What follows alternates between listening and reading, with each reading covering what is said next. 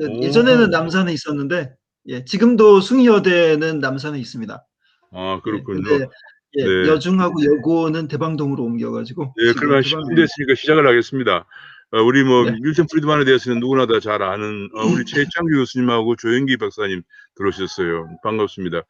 일단은 뭐 우리 밀턴 프리드만에 대해서는 모르는 사람이 거의 없다고 생각을 합니다. 노벨 수상자고 뭐 대단한 경제학자죠. 정말 참 미국이나 유명한 경제학자라는 것은 뭐 자타가 다 알고 있는 바고요. 그래서 오늘 이 밀턴 프리드만의 자본주의와 자유, 밀턴 프리드만은 한결같이 경쟁적 자유주의를 위해서, 경쟁적 시장 경제, 경제적 자유를 위해서 노력해 오신 분입니다. 다른 측면에서는 화폐 수량설로 많이 알려져 있죠. 그래서 뭐 화폐 또 수량설은 또 컨트로버시라는 내용도 있고 한데, 어쨌든 이분의 평생 업적은 경쟁적인 시장 경제를 통해서 경제적 자유를 증진시키는데 노력해 오신 분으로서 노벨상을 받았습니다. 그래서 오늘은 이분이 쓰신 그 자본주의와 자유, 여러 책을 많이 썼는데 자본주의와 자유, 이 책이 처음 나온 게 1962년인데요. 오늘 이 책에 관해서 여러 챕터가 있는데 첫 번째 두 챕터를 조금 전에 우리가 남산에 계신 줄 알았는데 대방동으로 옮겼다는 숭이여고의 배민 선생님께서 두 장을 먼저 발제하시겠습니다. 배민 선생님 발제해 주세요. 그럼 네, 저도 마이크를 꺼놓을게요. 시끄러우니까 다른 분들도 발제 동안에 마이크를 꺼주시면 고맙겠습니다. 네. 네, 지금 화면 보이시나요? 네, 화면 보이나요? 예, 그냥 예, 발제를 보입니다. 시작. 예, 예, 발제를 보입니다. 예. 시작하도록 하겠습니다.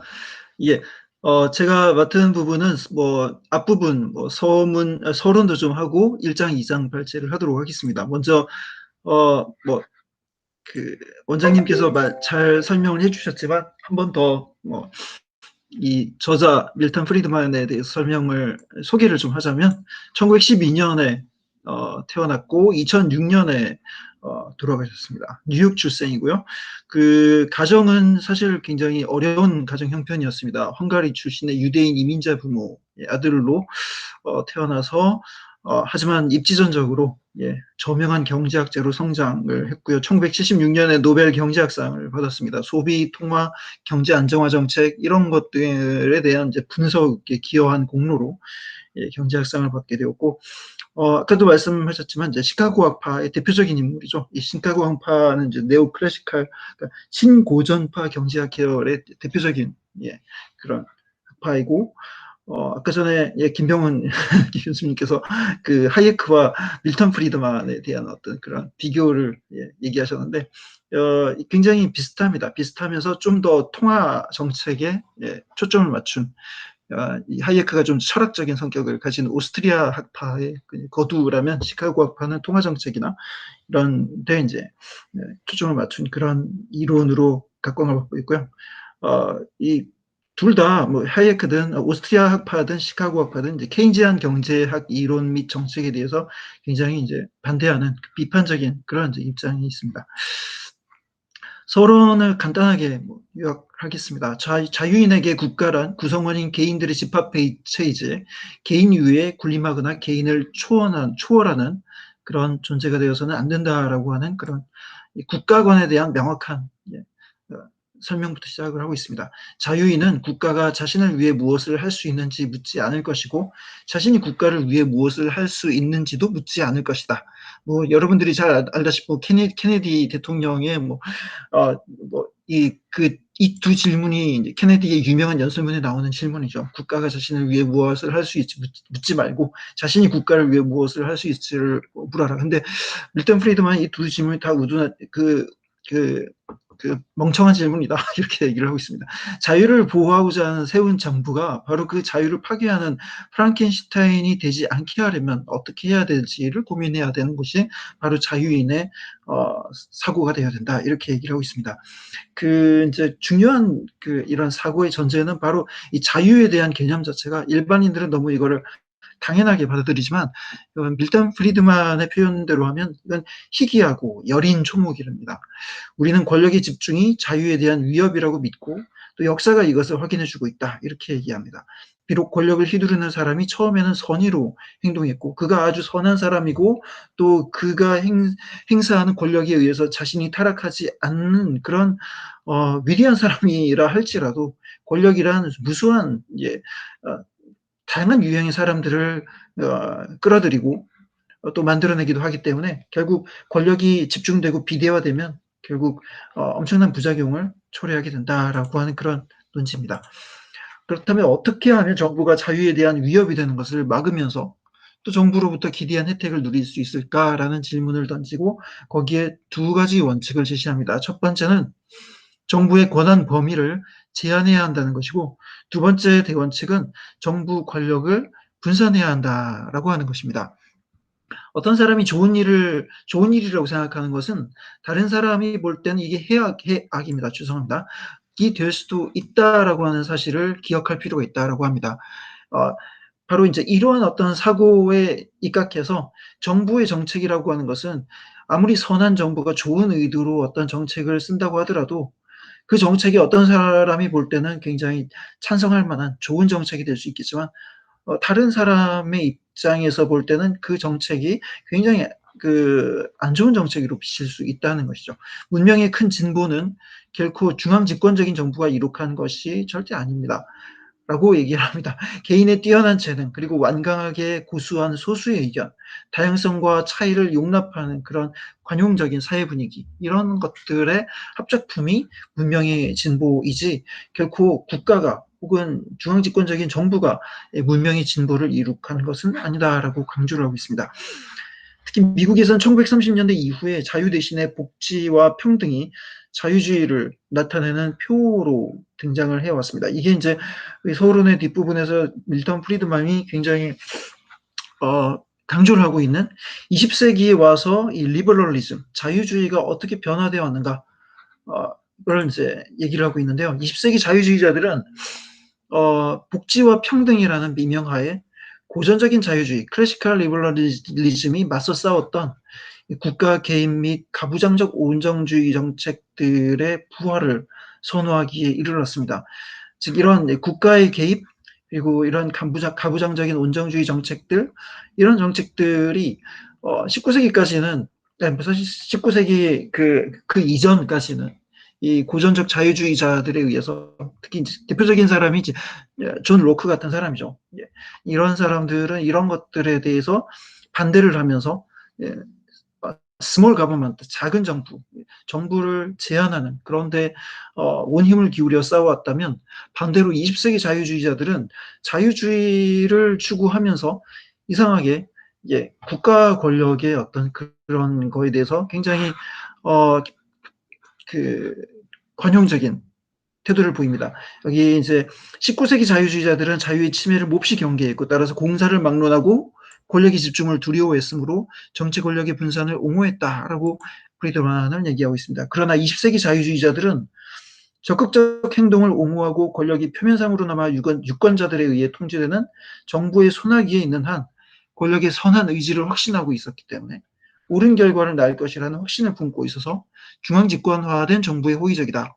무슨 말이냐 하면 결국 20세기 자유주의자들은 이런 복지와 평등이라는 어떤 목적을 위해서라면 정부가 이런 그 목적을 이루어질 수 있는 선한 그런 권력의 의지를 가지고 있다면 또 그런 권력이 유권자들에 의해서 통제될 수 있다고 생각을 한다면 뭐 괜찮다. 중앙 집권한 권력을 집중적으로 많이 가지고 있는 이 정부가 비대해야 된다고 하더라도 상관없다라고 하는 그런 이제 입장인 거죠. 이게 20세기 자유주의자들에 대해서 밀턴 프리드만이 굉장히 이 부정적으로 경계하는 그런 어떤 표현입니다. 1장으로 들어가서 경제적 자유와 정치적 자유의 관계를 논하고 있는데 정치적 자유는 분명히 자유시장과 함께 그리고 자본주의적 제도의 발전과 함께 해왔습니다. 19세기 초 벤담과 철학적 근본주의자들은 정치적 자유가 경제적 자유를 위한 수단이라고 생각하기도 했습니다. 근본적으로 수백만 명의 경제 행위를 조정해 나갈 수 있는 방법은 단 두 가지뿐인데 하나는 군대에서 혹은 현대 전체주의 국가에서 하듯이 강제력을 행사하는 것이죠. 그래서 중앙에서 지시하는 것입니다. 다른 하나는 개인들의 자발적인 협력인데 이것이 바로 시장의 방식입니다. 자발적 교환을 통해서 조직된 사회 실용적 모형은 우리가 경쟁적 자본주의라고 불러온 자유민간기업 교환경제라고 할 수 있습니다. 자유주의자의 주된 목적은 윤리적 문제를 개인이 해결하도록 내버려 두는 것입니다. 다시 말해서 윤리는 개인의 사적 영역이지 이것을 국가가 해결해 줄 수는 없다라고 봅니다.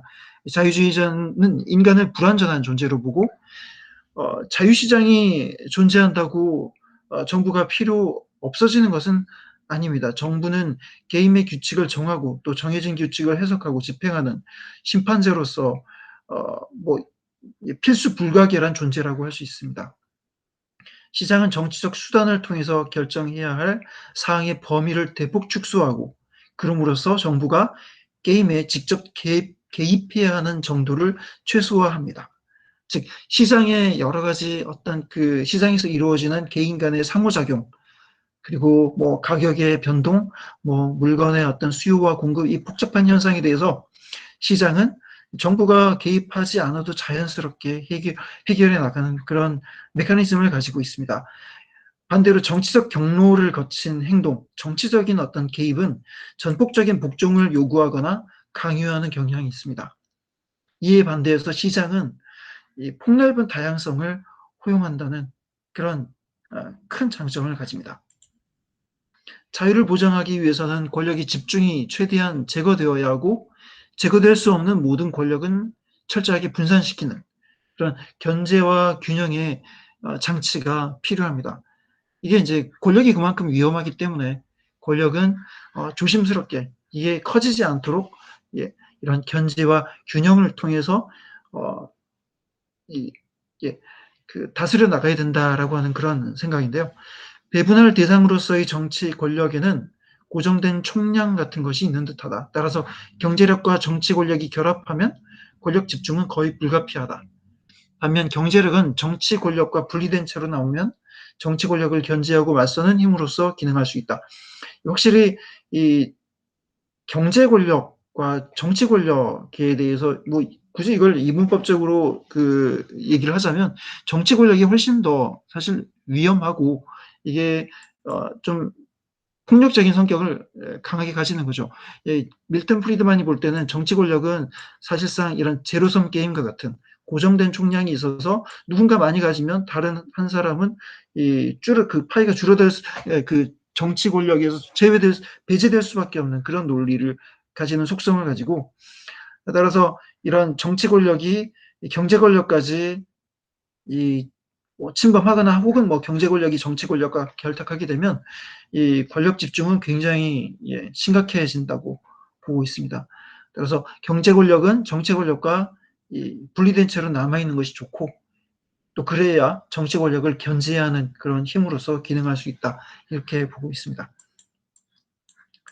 2장에서 자유사회에서 정부의 역할을 얘기하고 있는데요. 정부의 역할이 필요하지만 그 역할이 제한되어야 한다는 것이 자유주의자의 생각이다. 뭐 이 시종일관 밀턴 프리드만의 생각은 이제 바로 이 문장으로 요약할 수 있다고 할 수 있습니다. 정부 아나키즘이 아니라 정부가 굉장히 중요한 균형자적인 그리고 심판자적인 그런 역할을 담당해야 된다라고 얘기를 하고 있습니다. 자유주의자에게 정당한 수단이란 자유로운 토론과 자발적인 협조이며 이는 어떤 형태의 강제도 부적절하다는 뜻을 내포한다. 우리가 규칙을 정할 수 있는 전제가 되는 수단을 제공하는 일, 또 규칙의 의미에 대해 이견이 있을 때 그 차이를 조정해 주는 일, 또 내버려두면 정정당당하게 경기하려고 하지 않는 그런 극소수의 사람들에게 규칙을 준수하도록 강제하는 일, 이런 일들이야말로 자유사회에서 정부가 맡아야 될 기본적인 역할이라고 얘기를 하고 있습니다. 또 정부 개입 과정에서 일어나는 모든 일은 직접적으로는 개인적 자유의 영역을 제한하고 또 간접적으로는 자유의 보전을 위협하는 것이다라고 얘기를 하고 있습니다. 정부도 그 기능이 명백히 제한되어야 하고 미국의 연방정부나 주정부 그리고 서방 국가들의 정부들이 오늘날 수행하고 있는 그 당시 이제 1960년대 그 당시 수행하고 있는 활동들 또한 억제되어야 한다라고 밀턴 프리드만은 보고 있습니다. 예, 이상이 1, 2장 발제입니다. 네. 제가 유튜브에 보면 밀턴 프리드만이 나오는 유튜브 비디오들이 사실 많습니다. 그 중에 이제 번역된 비디오들도 있고요.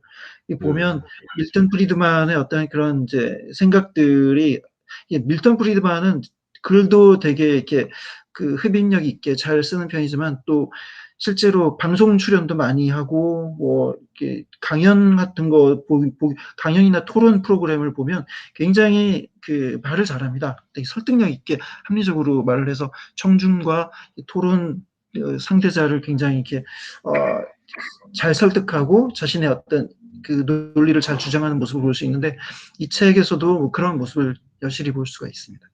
네. 네, 네, 감사합니다. 이번에 이제 밀턴 프리드만의 자본주의와 자유를 하면서 제가 이제 쭉 보니까 그동안에 우리 북콘서트에서 자유주의에 관해서 어느 정도 섭렵을 해왔어요. 처음에 이제 우리가 아까 얘기한 존 로크의 통치론, 여기서 자유가 시작된 거죠. 통치론이 1689년에 발간됐거든요. 그래서 이제 그 당시에 왕권 신수설을 부정하고, 사람이 왕권 신수설이 정말 왕의 권한은 하늘로부터 물려받은 것이다 하는 것을, 오랫동안 왕이 통치하던 것을 그걸 부정하면서 자연법 사상, 인간은 태어날 때부터 자유와 생명과 재산권을 가지고 태어났다라고 주장하면서 바로 왕권에 도전하기 때문에 이 사람이 결국은 네덜란드로 피난을 갑니다. 가서 거의 원고를 다 완성하고 나중에 영국에 출간했지만 그런 과정을 거치면서 나온 위대한 책을 우리가 공부했고요. 그 다음에 우리가 이제 고르다가 아까 우리 이제 배민 선생님 말씀처럼 20세기에 들어서서 좀 자유주의가 약간 퇴색하면서 평등과 복지 이런 쪽으로 기울는 그런 과정에서 나왔던 자유론, 존 스튜어트 밀의 자유론, 약간의 그런 색깔이 가미됐던 자유론인데, 그러다가 이제 다시 21세기에 들어서 우리가 이제 나왔던 자유론이 이제 바로 이제 아까 우리가 얘기했던 하이에크의 노예의 길, 이것이 대표적인 거고, 그 다음에 똑같이 오스트리아 학파인 미제스의 자유주의, 지난주 시간에 했죠. 그 다음에 이번에 트루 리브를 쓴 사람도, 결국 이 사람도 얘기 들어오면은 존 로크의 고전적 자유주의로 돌아가야 된다 하는 주장을 계속 하고 있는 거고요. 오늘 우리가 그다음 우리가 또 이거는 정치적인 측면이긴 하지만은 미국의 민주주의, 토크빌 미국 민주주의, 이까지 해서 제가 쭉 보니까, 게다가 생명의 성찰도 우리가 같이 공부하게 해서 거의 자유주의에 관한 것은 어느 정도 명제들은 다 섭렵이 된 것 같습니다. 오늘 요번 시간을 계기로 해서. 그래서 이제 계속 자유주의에 관해서 그동안에 뭘 했나 우리가 많이 공부한 것 같아요. 그리고 오늘 밀턴 프리드만의 얘기를 들어보니까, 우리 배민 선생님 설명을 들어보니까 중요한 중 하나가, 정부의 권한이 경제적인 권한과 같이 결탁이 되면 어느 임계치를 넘었으면 돌이킬 수 없는 파국으로 가는 것 같습니다. 권한이 너무 집중돼가지고 지금 제가 보니까 요즘 우리나라 그런 상황이 아닌가 싶습니다. 상권 분립이 붕괴되면서 아까 얘기한 것처럼 완전히 경제적 균형이 없어지면서, 이것이 이번에 LH 사건 터진 것이 경제적인 부패와 연결되면서 돌아오기 힘든 임계치를 넘어서고 있는 것이 아닌가 하는 그런 생각이 듭니다. 제가 나머지 3장부터 조금 말씀을 드리도록 하겠습니다. 제가 자료를 올리겠습니다.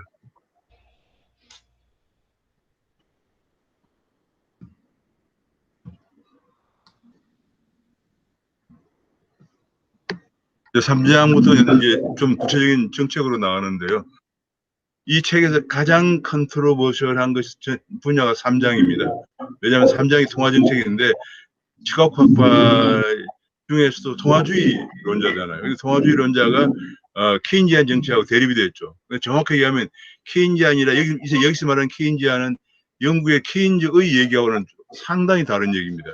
케인즈의 주장이 나중에 미국으로 건너면서 MIT의 사무엘슨 쪽으로 넘어오면서 사무엘슨의 신고전학파 경제학이 케인즈의 주장을 신고전학파 경제학의 프레임 속으로 재해석하면서 케인지안이라는 것이 탄생을 한 겁니다. 그 케인지안과 밀턴 프리드만이 계속 대립을 해온 것이다, 이렇게 보면 되겠습니다.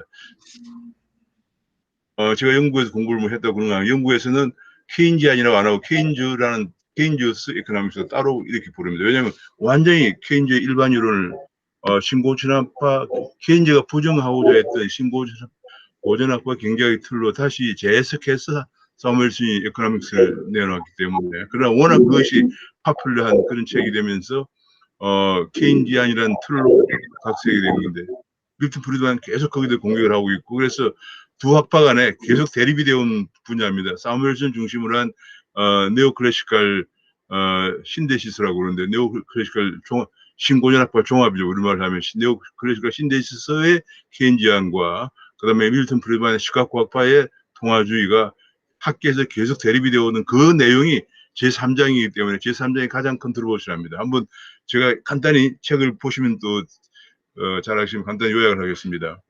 일단 프리드만 주장은 그렇습니다. 이 책이 일관되게 대공황을 문제로 해서 이제 얘기가 되고, 대공황은 30년, 31년에 통화정책의 실수가 사소한 경기 위축에 그칠 일을 대재앙으로 몰고 왔다, 이런 얘기를 합니다. 그건 제가 좀 이따 보여드리겠습니다. 그 다음에 또 33년 초에도 금리를 인상하는 바람에 살아나던 경기가 오히려 위축되었다. 이걸 우리 보통 에클스의 실수라고 합니다. 이때 연준 총재가 에클스거든요. 그러니까 29년에 대공황이 발생해가지고 쭉쭉 여러 어려움을 겪다가 33년 초에 경기가 회복되려고 하는데, 경기가 회복되니까 인플레이션이 될까 봐서 금리를 인상하는 바람에 다시 경기가 죽으면서 결과적으로 1939년 2차 대전까지 가고 2차 대전이 끝나면서 문제가 끝났다. 그게 이제 에클스 실수인데 프리드만 그걸 정확하게 지적을 하고 있습니다. 33년 초에도 금리 인상으로 살아나던 경기를 위축시켰다.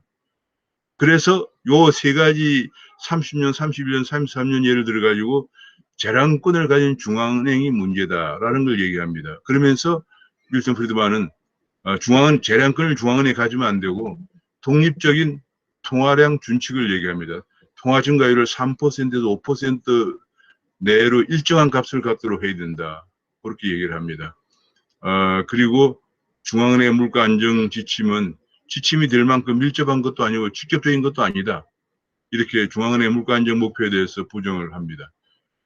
나중에 중앙은행의 독립성도 반대를 합니다. 그래서 제가 요거를 그냥 얘기하면 요런 30년, 31년, 33년 무슨 일이 있었는가 잘 이해가 힘드시기 때문에 제가 마침 옛날에 제가 한 10여 년, 한 15년쯤 전에 대공황을 연구해서 책도내고 해가지고 그 페이퍼를 그림을 쉽게 가져오겠습니다. 이게 이제 바로 그건데요. 1929년 10월에 주가가 이만큼 올라갔습니다. 이게 왜냐하면 가장 올라간 것이 1차 대전이 끝나고, 1차 대전이 이제 1914년부터 19년까지 있었죠. 끝나고 나서 전쟁 중에 쓰이던 라디오라든지 통신장비라든지 자동차 산업이 전쟁 끝나고 나서 민수로 전환되면서 대호황을 이루었습니다. 왜냐하면 전에 없던 통신장비나 자동차가 나오면서 대호황을 이루면서 주가가 급등을 했습니다. 요거 제가 누가 들어온 것 같습니다. 예, 잠깐만요. 그래서 대호황을 이루면서 주가가 거의 2020년을 저점으로 해서 2029년 10월까지 계속 지속적인 상승을, 거의 그러니까 9년 동안 상승을 합니다. 그래서 이게 굉장히 위험하다고, 왜냐하면 이렇게 되니까 이때 엄청난 사람들이 돈을 빌려가, 지금처럼 막 돈을 빌려서 주식에 투자하게 되면 주식이 9년 동안 이렇게 1차 대전이 끝나고 9년간 급상승하기 때문에 이게 뭐 전부 여기 돈이 다 몰렸죠. 그래서 중앙은행의 미 연준이 어떻게 했냐면 이때 2029년에 10월 29일에 주가가 폭락했는데 그 전에 금리를 올렸습니다. 그때는 재할인 금리가 통화정책의 지표인데 금리를 올렸습니다. 금리를 올리면서 많은 사람들이 이 주가가 너무 올라갔다고 생각하고 있는 차에 연준이 금리를 올리는 걸 보고 사람들이 패닉 상태에 다 빠져나오기 시작하면서 주가가 폭락을 하면서 대공황이 온 겁니다. 이 주가가 폭락하면서 주식을 사는데 돈을 빌려줬던 은행들이 대거 도산하게 됩니다. 대거 은행이 도산하면서, 미국은 은행이 단점주의예요. 점포 한 개인 은행도 많습니다. 그래서 은행들이 대거 도산하면서 은행들이 실물 부문에 자금 공급을 못하면서 대공황이 옵니다. 그리고 이제 조금 경기가 그러자 이제 연준도 황급히 놀라서 금리를 계속 낮춥니다. 낮추다가 경기가 좀 회복되려고 하여 금리를 또 올리고 다시 또 금리를 올리고 이렇게 그때 적응을 해 나가는데, 바로 밀턴 프리드만이 지적한 부분이 바로 이제 요 부분입니다. 그래서 이제 그 대공황 오면서 성장률은 떨어지고 실업률은 급증하는 이런 사태가 발생을 합니다. 그리고 33년에 성장률이 올라가고 실업률이 떨어지는 이런 회복 조짐을 보였습니다. 여기 대응해서 아까 밀턴 프리드만이 얘기한 부분이 세 분야입니다. 요때 금리를 올리는 바람에 밀턴 프리드만 생각은 이렇게 주가가 거의 9년째 계속 올라갔지만은 이것이 크게 붕괴돼서 대공황까지는 가지 않을 것을 밀턴 프리드만 주장은 여기서 금리를 연준이 잘못 올리는 바람에 시장을 패닉 상태로 몰고 갔다 하는 주장을 했고, 그다음에 또 하나가 요 얘기입니다. 아까 얘기한 게 33년, 30년, 33년 얘기인데 요때 이 금리도 괜히 올렸다. 안 올렸으면은 경기가 아까 앞에 본 것처럼 경기가 계속 회복이 되어서 이제 그냥 39년까지는 안 갔을 거다. 그런 주장이에요. 그러니까 요 세 개를 계속 책에서 지적을 하고 있습니다. 요 무렵에 금리 올린 것이 연준의 잘못한 거다 해서 불필요하게 주가도 폭락을 하고 앞에서 본 것처럼 경기가 침체하고 실업은 증가하는 대공황을 가져왔다. 그러면 그리고 33년에 경기 회복될 조짐을 보였는데 이렇게 경기 회복될 조짐을 보였는데 실업률 떨어지고 보였는데 연준이 정책을 잘못해서 결과적으로 2차 대전 전까지 몰고 가게 되었다. 그래서 대공황이 되었다. 이 책이 그 얘기입니다. 그래서 이제 이걸 근거로 해서 밀턴 프리드만 아까 앞에 얘기했지만 재량권을 가진 중앙은행은 안 된다. 통화량 준칙을 3%, 5% 이걸 보통 K% 룰이라고 그래요. 일정하게 하면 그냥 그걸로 끝난다. 그게 바로 통화주의의 그게 핵심입니다. 자, 그래서 이 3장이 제일 컨트로버시라고 나머지는 거의 컨트로버시라는 게 없습니다. 이 부분은 이제 계속 논란이 많았죠. 특히 논란은 뭐냐면은 화폐 수량설 자체를 지금 부정하는 부분이 있다. 모순되는 부분. 그게 뭐냐, 화폐 수량설 이거죠. MVNPT라고 하는 건데 통화량이고 유통속도 곱한 전체 통화량, 유통속도를 고려한 통화량은 PT, 물가와 거래량이 곱하기가 같은데 유통속도와 거래량은 거의 안정적이다. 이것이 이제 신고전학파의 굉장히 문제가 많은 가정인데 항상 완전고용 상태에 있다고 가정을 합니다. 유통속도와 거래량은 거의 안정적이기 때문에 통화량을 증가시키면 물가만 올라간다. 그런 주장이 바로 화폐 수량설이라고 하는 거죠. 통화주의라고도 하고. 그런데 지금 앞에서 얘기한 것처럼 중앙은행 정책 잘못으로 경기 침체를 초래했다고 주장하는 것이 바로 중앙은행 정책 잘못으로 이 T를 움직였다는 얘기거든요. 그러니까 화폐 수량설하고 안 맞는 부분이 있다는 얘기죠. 그리고 또 한 가지 중요한 것은 그대 많은 학자들이 MVNPT라는 이론이 과연 맞는 것인가, 통화량을 증가시키면 물가만 올리냐 하는 것에 대해서 엄청나게 많은 연구가 있었습니다.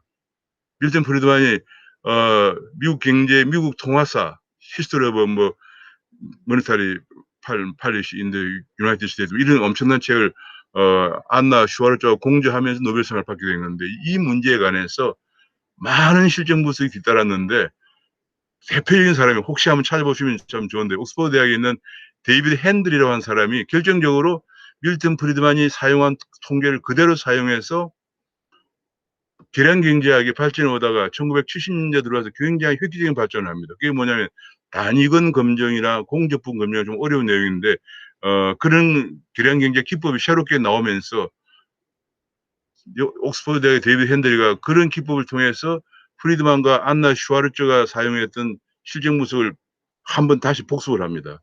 리뷰해 보니까 잘못됐다는 것을 발견하게 됩니다. 새로운 기법으로 분석해 보니까 V도 안정적이지 않고 T도 안정적이지 않고 M이 P에 영향을 미친다는 것이 그렇지 않다는 게 발견되었다고 해서 이 사람은 영국에서는 자기를 받아가지고 지금은 서 데이비드 핸들이 서 프로페서 데이비드 핸들이 풀리고 있는 정도입니다. 자, 그런 상황이고요. 그 다음에 이제 일정 통화량 준칙, 통화량을 3%, 5% 유지하면 경제가 안정되느냐?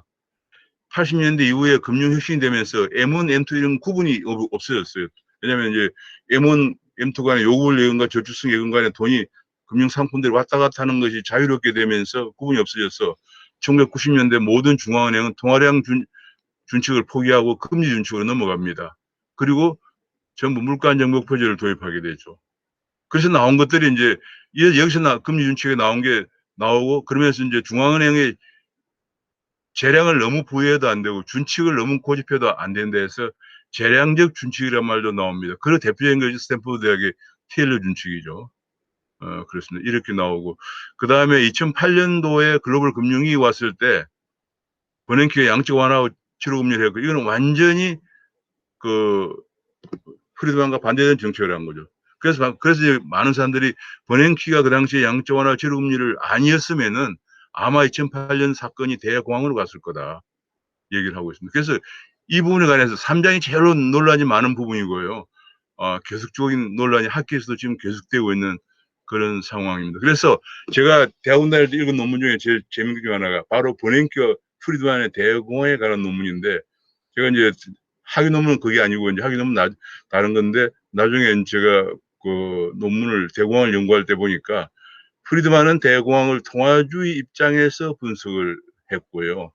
버냉키도 버냉키는 하버드 대학 박사고 이제 밀턴 프리드만 콜롬비아 박사인데 하버드 대학의 박사학 논문이 대공황 연구예요. 버냉키는 금융론자의 입장에서 분석을 했어요. 그게 완전히 서로 다르게 분석을 하는데 2008년도 글로벌 금융위기 때 요행이 버냉키가 연준 의장으로 있으면서 그때 자기가 공부했던 걸 경험 삼아서 양적 완화와 제로 금리를 들고 나온 거거든요. 그래서 이 부분 3장이 가장 논란이 많은 부분이다. 그걸 제가 말씀드리고 4장은 국제금융과 무역제도인데 거기에 주요 주장이 이겁니다. 자유무역이 중요하다. 경쟁적 자유시장을 국제 간에 확대한 게 자유무역이죠. 그다음에 자유무역을 보장하려면 자유변동 환율제로 가야 된다. 대외 원조를 했던 것은 보조금 지급으로 사회주의만 조장했다. 관세 부과를 함으로써 오히려 외국의 자유기업의 활동을 방해하면 안 된다. 이런 주장을 했습니다. 이게 핵심인데요.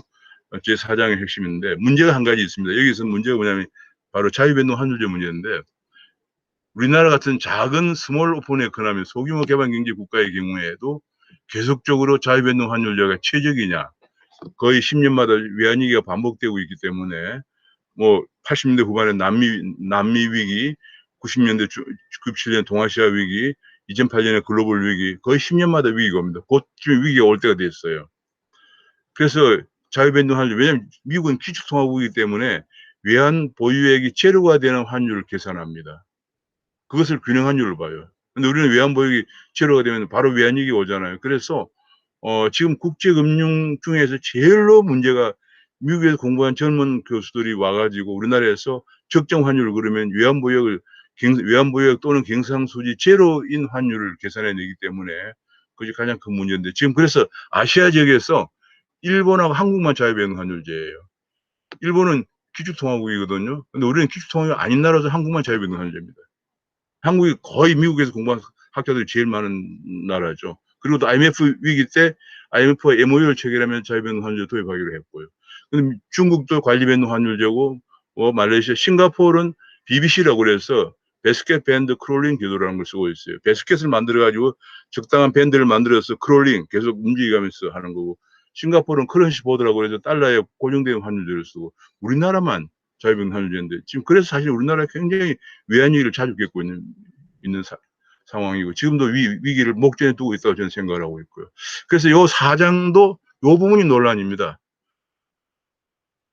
그 다음에 이제 5장은 재정정책인데 재밌는 게 재정정책은 이 사람 밀턴 프리드만은 5장에서 재정책 주로 마중물 역할하고 균형박 기론이라고 하는데 마중물 역할은 경제가 침체할 때는 정부에서 조금 SOC 같은 걸 해서 마중물 역할을 해줄 필요가 있다는 주장으로 재정정책을 하고 균형박 기론은 민간 부분에서 지출이 위축되거나 그러면 정부 부분에서 메꿔줘야 된다. 이게 균형박 기론인데 두 개 다 비슷한 건데 결국은 프리드만의 주장은 정부에서 재정 지출을 하면 구축 효과라는 것이 발생하기 때문에 민간 부분에서 근데 국채금리가 올라가면서 민간 부분 투자가 안 되고 해서 별 효과가 없다. 이런 얘기를 하면서 재정정책 분석은 한마디로 조잡한 케인즈주의적 분석이다. 이렇게 뿌리를 두고 있다 하는데 제가 아까 말씀드린 것처럼 여기서 말하는 케인즈주의는 사무엘슨을 중심으로 한 MIT 대학에서 사무엘슨을 중심으로 한 그 미국에서 미국식 미국식 그 네오클래시컬 신대시스 입장에서 본 케인즈주의적인 얘기입니다. 그래서 논란이 되는 것 중에 하나가 뭐냐 아까 제가 얘기한 건데 여기서 나는 케인즈주의하고 케인즈 입장은 다르다 하는 얘기고 왜냐하면 케인즈는 본래 책 자체가 아예 그냥 고용 이자 및 화폐에 관한 일반 이론이에요. 재정은 어디 한 챕터도 안 들어있어요. 고용 이자 및 화폐에 관한 일반인 전 그냥 대공황을 겪으면서 실업 문제를 해결하기 위해서 통화 정책을 어떻게 해야 되냐 이걸 연구한 책이에요. 근데 대부분 일반 여론을 안 본 사람들이 계속 재정 정책 얘기하고 대공황 때 심지어는 루즈벨트가 쓴 1933년 뭐 이무르에 쓴 루즈벨트가 쓴 것을 케인즈의 영향을 받았다 얘기하는데 케인즈 일반 여론은 36년에 나왔어요. 나왔고 제가 그래서 쭉 역사를 찾아보니까 케인즈가 미국을 한번 방문했는데 워낙 유명한 경제학자니까 루즈벨트가 한번 환담을 했더라고요. 예방을 받아준 거죠. 그 정도밖에 교류가 없는 상황이라서 우리가 지금 경제사나 이런 이론을 너무 잘못 알고 있는 게 굉장히 많다는 걸 제가 말씀드리고 그다음에 6장은 교육과 정부 역할인데 이거 재밌더라고요. 프리드만의 주장 이거예요. 교육을 그 세 개로 나눴어요. 공민교육하고 그다음에 이제 대학 교육하고 직업 교육으로 나눴더라고요. 이게 왜 그러냐면은 국민교육은 시민으로서의 교양을 갖추고 공통된 가치를 그 나라 사람들이 공통된 가치를 가져야 되니 가치를 형성하기 위해서 공민교육을 하는 거라는 얘기죠. 그거는 사람들이 시민으로서 교양을 갖추고 있고 뭐 자유민주주의 공통가치를 가지면 나라가 더 발전하니까 하는 외부 효과가 있는 것이다. 그래서 재정 지원은 외부 효과를 만들어내는 것인데 이 사람의 얘기는 문제는 흑빈 가정을 도와주는 게 아니고 도와주는 방식은 부모에게 교육 바우처를 줘야 한다는 거예요. 교육 바우처를 줘야 되고 그래서 부모가 선택해서 학교 간에 경쟁을 시켜야 한다는 거예요.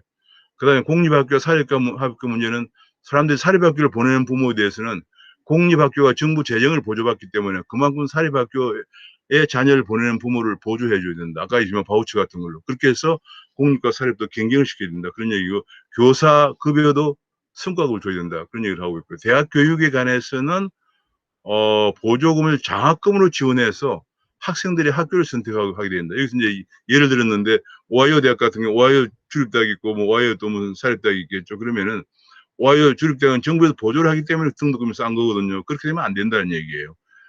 프리드만 얘기는 그 대학에 지원하는 보조금을 학생들에게 장학금을 줘가지고 학생들이 학교를 선택하고 해야 대학들이 서로 경쟁을 하면서 공평하게 하고 바람직하다 그런 얘기를 했고 한 가지 직업교육인데 직업교육은 또 다른 차원의 얘기를 한 거예요.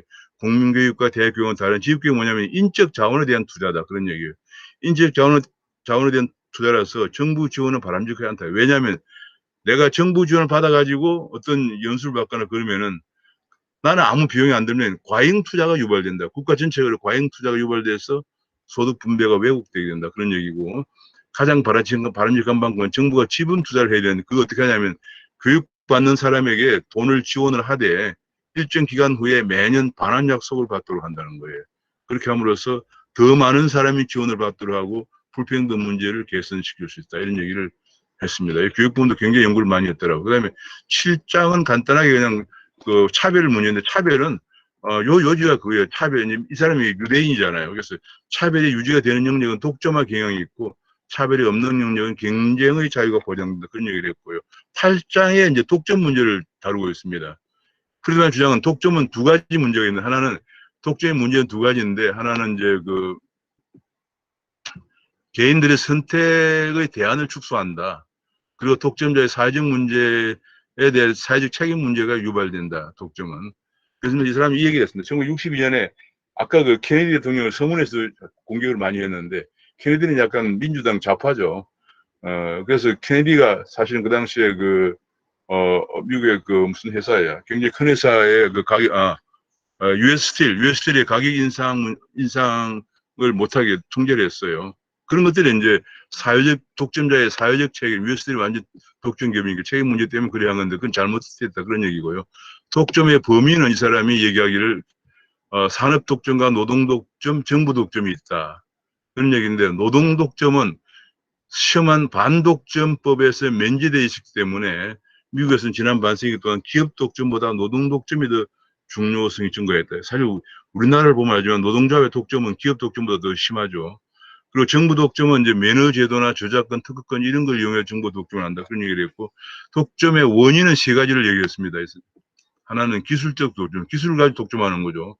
그다음에 정부 지원, 사적 담합이 있다. 그런 얘기를 했고요. 그 다음에 적절한 대책은 뭘 어떻게 해야 되냐 했는데,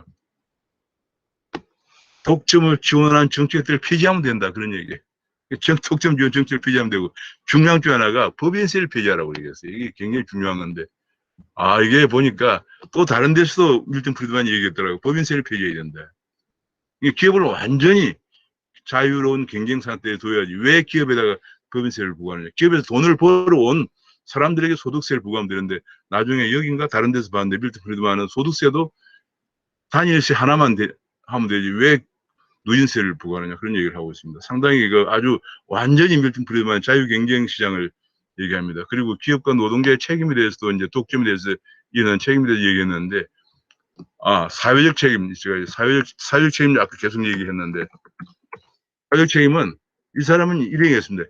기업이 왜 자꾸 사회적 책임을 강요하느냐 그 얘기예요. 기업이 어디 누구한테 뭐 기부를 해라든지 뭐 그런 걸 잠깐 미안해. 누가 김기현 교수님 들으셔가지고. 그래서 그런 걸 왜 강조하느냐 그런 얘기예요. 기업은 그냥 이익 극대화를 위해서 노력하면 되는 거고, 자유로운 경쟁에 전념하면 그것이 기업의 역할을 다하는 거지. 기업은 사회적 책임은 별도에 없다. 사회적 책임 운운하는 것은 바로 자유사회의 근간을 훼손하는 것이다 라고 얘기했습니다. 그렇게 하면 어떻게 되느냐. 정부가 개입하게 돼가지고 상품이 부족하거나 노동이 부족하거나 암시장이 형성되거나 가격 통제가 이루어질 것이다. 그런 얘기를 했고, 그냥 두는 것이 가장 공익적이다. 기업을 그냥 두는 것이 가장 공익적이다. 그런 얘기고, 노동조합도 그냥 조합은 이익에 봉사하면 된다. 그런 얘기예요. 그러니까 밀턴 프리드만은 기업이건 노동조합이건 그냥 자기 조직의 이익에 봉사하면 되는 거지. 여기에 무슨 요즘 우리나라처럼 사회적 연대세를 부과한다든지 이익 공유한다 이런 것은 말도 안 된다. 지금 그런 얘기입니다. 아마 요까지가 거의 제가 발표하려고 했던 8장까지 아닌 것 싶습니다. 근데 9장에 지금 최승로 박사 들어오셨나요? 최승로 박사 아직 안 들어왔나요? 최승로 박사 9장부터 하기로 했는데 아직 안 들어온 것 같은데, 그럼 먼저 심재철 부의장님이 하시기로 한 파트를 먼저 하시겠습니다. 심 부의장님, 심재철 부의장님, 예, 우선 그러면 심 부의장님 어디 잠시 자리를 비웠나 본데, 그 사이에 혹시 이 부분이 가장 아까지만 다른 건 제3장이 가장 큰 들어보시라는 파트예요. 심 부의장님 계시네. 심 부의장님. 예, 지금 예, 준비하고 있습니다.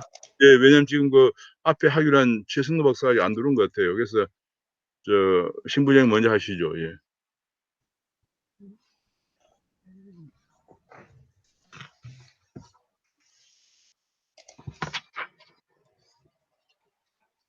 네, 제가 지금 맡고 있는 것은 11장에서 13장까지인데 결론 13장 전에 11장, 12장 이렇게 지금 우선 두 개를 지금 하도록 요거 하겠습니다. 화면을 좀 크게 해주세요.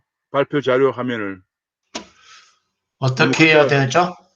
그거를 좀 키우면 되는데, 옆으로 이렇게 쭉 늘리면 되는데. 예, 오케이. 좋습니다. 좋습니다. 예, 그러면 다음 글자를 크게 보여주세요. 네네, 발표해 주세요. 네. 11장 사회복지정책에서는 여러 가지 잡다한 복지정책들을 쭉 나열하고 있는데, 첫 번째로 공영주택단지를 주장하는 사람들은 불량주택단지가 소방방범 형태로 지역사회 비용 처리한다. 그래서 공영주택단지를 만들어야 된다라고 외부 효과를 주장합니다. 그러나 그렇게 줄 바에는 차라리 현금이 더 낫다라는 것이고, 왜냐하면 실제로는 정반대 효과가 나타나는데, 철거된 주거 단위보다도 새로 건립한 주거 단위가 거꾸로 했네요. 지금 부등호를. 철거된 주거 단위가 훨씬 더 많다. 새로 건립되는 게 절대 못 따라간다. 그러니까 옛날 집 100채를 철거했으면 새로 건립하는 것은 7, 80채밖에 안 된다. 그래서 주택 필요자 숫자를 감소를 못 시킨다라는 것입니다. 그리고 청소년 비행 단지가 좋아지면 청소년 비행이 좀 감소할 것이다 하는데 절대 그렇지가 않다. 끼리끼리 모이게 되는 결손 가정들의 밀도가 증가하게 돼서 부근 학교에 부정적인 효과를 주게 된다라고 얘기를 하고 있습니다. 두 번째로는 최저임금법, 여러 가지 복지정책 중에서 두 번째는 이거는 선의 지지자들이 가진 좋은 의도와는 정반대 결과를 나타내고 있다. 그나마 최저임금 그 아래라도 자기가 직업을 구하고자 응했던 사람들마저도 최저임금 때문에 탈락하게 돼버리고 그래서 결국 실업률이 증가하게 된다라는 거고 그러나 이 정책은 도움받은 사람들은 명확히 드러나지만은 돈 받은 사람들 그러나 거기에서 탈락한 사람들 손해본 사람들은 특정할 수 없고 그 탈락의 원인이 최저임금이라고만 딱 집어 얘기할 수가 없다. 그렇게 원인과 문제가 분명하게 연결되지도 않는 그런 난점이 있다라고 얘기를 하고 있고요. 세 번째 농산물 가격 지지 정책도 여기서 얘기하고 있는데 이것은 의도된 목적을 달성하지 못한다. 첫 번째로 시장에서 팔리는 물건한테만 이 농산물 가격 지지 정책이 혜택이 된다. 따라서 빈농은 내다 팔 물건 자체가 없다. 부자농만 이 내다 팔 물건이 있다. 그래서 혜택을 본다라는 거고 두 번째는 혜택이라는 것은 지출된 총 비용보다 훨씬 적다. 그래서 이 내다 팔기 위한 보관 공간이랄지 그러한 설비를 제공하는 사람들 이런 사람들만 이득을 볼 따름이지 농민이 직접 이득 보지는 못한다라는 거고 그래서 농민이 혜택 보는 것은 농업에 종사했을 때 이득에서 자기가 이농해서 다른 것을 이농해서 달리 돈을 벌었을 때 있은 그 금액을 뺀 거, 마이너스 시킨 거 이것이 바로 농민의 혜택인데 그러나 그렇지가 않다라는 거고요. 수매제도의 주된 효과는 단순히 농업 생산량을 늘려주는 것일 뿐이지 농민 1인당 소득을 증대시킨 것이 아니다. 그래서 가격 지지 정책이 결코 뭐 직접적인 그 소득 보전 플러스 되는 게 아니다라는 얘기고요. 이에 반해서 소비자는 세금을 내야 되고 그것이 결국은 농민에 대한 보조금으로 들어가는 거고 따라서 그만큼 식료품 원가가 더 상승하는 것이고 농민들은 여러 가지 규제를 받고 중앙 통제를 받고 관료주의는 확대된다라고 얘기를 하고 있습니다. 그다음에 노령 및 유족연금보험 OASI인데 이것이 지금 소득 재분배와 연금을 국영화해야 된다, 강제 가입을 해야 된다라는 이런 것들을 명분 내지는 이 전제 조건으로 이렇게 하고 있는데 소득 재분배가 어떻게 일어나냐면은 일부 가입자가 다른 보험을 들어가 있는 사람들한테 이렇게 지금 수혜를 이익을 주는 것이고 일반 납세자가 보험 가입자한테 그러니까 보험이라는 게 노령 및 유족연금보험 OASI 이 가입된 사람한테 이렇게 되는 것인데 그러니까 첫 번째는 같은 보험 내에서 다른 사람으로부터 지금 받는 것이고 두 번째는 서로 다른 보험에서 받는다는 것입니다. 그래서 첫 번째 예로서는 젊은 사람들이 나이 든 사람들 세대한테 젊은 세대가 나이 든 세대들한테 그렇게 도와줘야 될 그럴 이유가 있느냐. 전혀 이것은 빈부와 상관없이 노인을 보조하기 위해 청년한테 세부담시키는 것이 과연 정당하냐라고 질문을 던지고 있고 두 번째는 일반 납세자하고 노령민 유족연금보험 가입자하고 재분배가 일어난다 이렇게 지금 얘기한다는 것은 그러나 이것은 완전한 독립채산제일 때는 이게 가능하지만은 이 노령 및 유족연금보험이라는 것은 완전한 독립채산제에 적합하지 않다. 그래서 지금 이 문제도 맞지 않는다라는 거고 특정 연령이라고 해서 보조받는다는 것은 비도덕적이다라고 지적을 하고 있습니다. 그다음에 두 번째로는 강제연금제도의 국영화, 연금의 강제가입 그러니까 첫 번째가 소득 재분배라는 논리로 노령 및 유족연금보험을 지금 진행을 했죠. 그러면서 노령 및 유족연금보험이라는 게 강제연금제도의 국영화 그리고 연금의 강제가입이 필요하다라고 얘기를 하는데 이것도 보면서 정당화하는 농고가 노년을 대비하자라는 건데 그러나 이건 완전히 순전히 가부장적인 것이다. 경솔한 사람들이 자기 노년을 준비하지 못한 그 고통의 비용을 왜 다른 사람들이 부담해야 하느냐라고 질문을 하고 있습니다. 곧 왜 1% 인구의 사회적 부담을 피하기 위해서 99%의 자유를 제한하느냐라는 것이고요. 근데 이것은 대공황 때 자연스럽게 도입이 돼가지고 이후 계속 그냥 유지되고 있는 것이다. 그리고 이 강제가입이라는 것은 연금제도의 강제가입이라는 것은 우리 소득 중 상당 부분의 처분권을 박탈당하는 것이다. 그래서 이것은 연금시장에서의 경쟁이나 퇴직후 보장제도의 발전을 저해하는 것밖에 안 된다라고 얘기를 하고 있습니다. 그다음에 12장 빈곤의 완화에서는 이 빈곤을 완화시키는 데는 우선 가난한 사람을 돕는 데 맞춰서 정책이 수립돼야 된다. 사람이 아니라 특정 집단을 돕는 정책이어서는 안 된다라는 것이고요. 두 번째는 정책이 시장을 왜곡하거나 시장 기능을 방해해서는 안 된다. 그러나 가격을 지지하는 정책이랄지 최저임금법이랄지 관세같이 이런 맞지 않는 정책들이 지금 도입이 되고 있다라고 얘기를 하고 있었고요. 가장 좋은 것은 음소득세다. 네거티브 인컴 텍스인데 이것은 빈곤 문제만을 특정해서 다루고 있고 현금이라는 유용한 형태에서 바람직하다. 그리고 이것은 운영 비용도 그렇게 많지가 않다라는 것입니다. 그리고 약점은 정치적인 함인데 왜 원하지 않는데 다수가 돈을 내서 소수를 돕냐라는 것입니다. 지금까지 이 사람들이 얘기를 하는데 왜 아무리 소수라고 해서 그 사람들을 이렇게 도와야 될 것이냐라는 것들을 자기가 얘기하고 있는 것에 대한 연결, 자유주의적인 맥락하고 연결이 되고 있는 것 같습니다. 그래서 이것은 결국 유권자의 자제와 선의에 의존하는 것 말고는 해결책이 없다라고 지금 얘기를 하고 있습니다. 그 다음에 자유주의와 평등주의를 얘기를 하는데 자유주의는 개인은 존엄성에 대한 믿음이다. 그러나 평등주의자는 정의를 앞세워서 정의의 명분 아래 남을 돕는다며 다른 사람의 것을 결국은 뺏는다.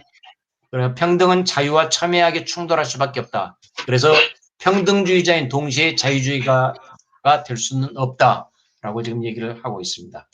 그리고 그 다음 결론인데 이것은 저기 또 중간에 제 누락된 부분 먼저 한 다음에 했으면 합니다만은.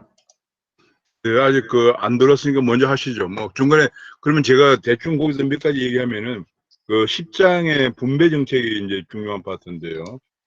10장의 분배 정책 제가 읽어보니까 이런 얘기입니다. 여기서 중요한 얘기 중에 하나가 10장에서 분배인데요. 밀턴 프리드만은 소득 분배라는 것에 관해서 한결같이 인위적인 분배가 바람직하지 않다고 얘기하면서 중요한 것 중에 하나가 예를 들면 이제 막스가 얘기하는 것 중에 하나에서 노동자가 착취를 당하고 있다라고 주장하는데 그 노동자가 착취를 당하고 있다고 하는 주장의 배경에는 막스는 모든 노동자의 지금 직접 기여하는 것뿐이 아니고 들어가는 자본도 모두 과거로부터 따지면은 노동자의 노동 가치가 구현된 거다 이렇게 보는 거예요. 그러니까 이제 예컨대 뭐 이 스마트폰을 만들다 그러면 스마트폰 이 자체도 쭉 그 만들어간 부품을 그 전부터 따지면 전부 노동 가치다 그런 얘기예요. 그러나 노동자들이 받는 것을 그만큼 받지 못하기 때문에 착취를 당하고 그 나머지는 잉여 가치라고 그래서 전부 자본가들이 가지고 간다 이런 얘기를 하고 있습니다. 그런 얘기를 하면서 분배를 해결하려면 어떻게 해야 되느냐 굉장히 재밌는 주장을 하는데요. 소득 재분배를 하는 누진과세는 정당한 근거가 없다. 누진과세를 하는 것은 바람직하지 않고 지금 여기 굉장히 프리드만이 재정 쪽에서 아주 핵심적인 주장을 많이 하는데 하나는 법인세를 폐지해야 되고 누진세도 폐지해야 된다.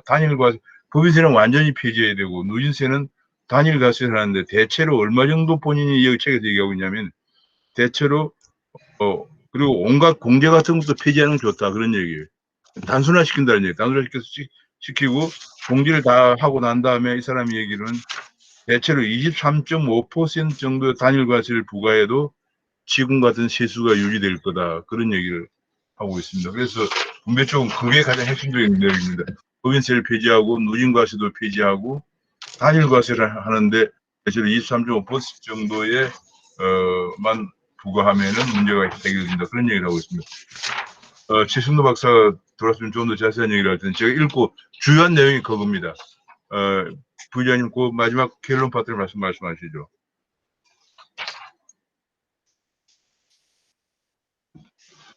아까 자료 나가버렸나요? 나가는 다시 올려야 되겠네요.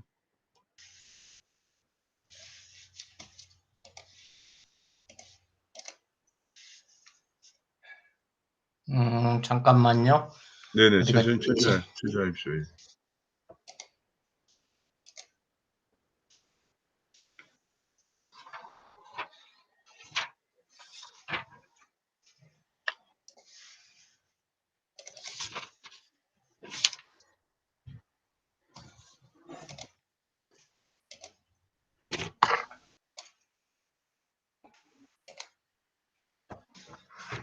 네. 13장 결론에서는 20년대에서 30년대 자본주의는 결점투성이라서 정치 권력의 통제가 늘어나는 것을 희망으로 간주하는 시각들이 있다. 그러나 이것은 현실과 이상을 비교한 것이다. 현실하고 이상하고 서로 맞지 않는 두 가지를 비교한 것이다. 이제는 소련 때문에 현실과 현실을 비교하는 게 가능해졌다. 그래서 그 예로서 이제 뭐 철도산업의 규제, 허울화된 소득세제, 통화제도, 주택정책 여러 가지 것들이 이 이상과 현실이라는 이 잘못된 비교를 하고 있다라는 예로 들고 있는 것입니다. 그리고 전국 고속도로망이랄지 댐이랄지 인공위성이랄지 이런 것들은 정부가 자원을 동원한 그래도 성공적인 사례라고 볼 수 있다. 그러나 이것도 결국은 정부가 자원을 동원해서 성공했다고라기보다는 근본적인 것은 정부 정책 때문이 아니라 개인의 창의력과 추진력의 산물이고 시장의 경제적인 창조성 때문에 성공한 것이다 라고 지금 시장의 중요성, 자유로운 시장의 중요성을 얘기를 하고 있고요. 자, 그렇다면 지금까지 실패했었는데 이런 것들이 우연한 것이냐 아니면 세부적으로 잘못해서 그런 것이냐? 아니다. 전혀 그렇지가 않다. 공공의 이익을 증대하려는 자들이 어떻게 하냐면은 사람들이 자신의 이익과는 상반되게 행동하도록 정부를 통해서 강제를 한다. 그러니까 사람들이 이익과 상충되도록 이렇게 정부를 통해서 강제한다. 그래서 지금 정부가 하는 일은 이해관계 충돌을 막도록 틀을 확립하고 서로 이익이 충돌을 하지 않도록 설득을 하는 것이다. 라는 것이고요. 이익을 최대한 허용하면서도 그것이 협의한 물질적인 이익에 종속되지 않도록 하는 것이 바로 자유사회의 미덕이다. 라는 것이며 그런 점에서 자본주의가 집산주의보다 덜 물질적인 이유도 바로 이 점 때문이다. 그리고 자유의 보존과 확장은 두 가지 위협인데 하나는 소련이라는 외부적 위협, 그다음에 두 번째로는 국가 권력의 확대와 그에 따른 자유의 축소라는 내부적 위협, 그 두 위협을 받고 있다. 그러나 이 전체적으로 봐서 강제적 국가 권력보다는 자유로운 제도들이 이 자유를 확실시키고 자유를 확장시켰는데 가장 확실한 방도다라고 이렇게 결론을 맺고 있습니다. 예, 이상입니다. 고맙습니다. 예, 감사합니다.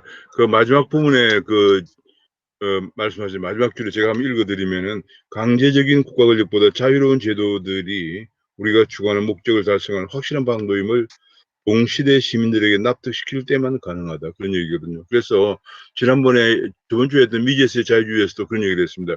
가장 위기가 올 때가 가장 자유주의를 회복할 때다. 그런 얘기예요. 근데 가장 위기가 올 때를 대비해서 많은 사람들이 여기서 밀턴 프리드만이 얘기하는 것처럼 동시대 시민들이 자유주의가 중요하다는 것을 알고 있어야 한다는 얘기예요. 깨우치고 있어야 한다는 얘기예요.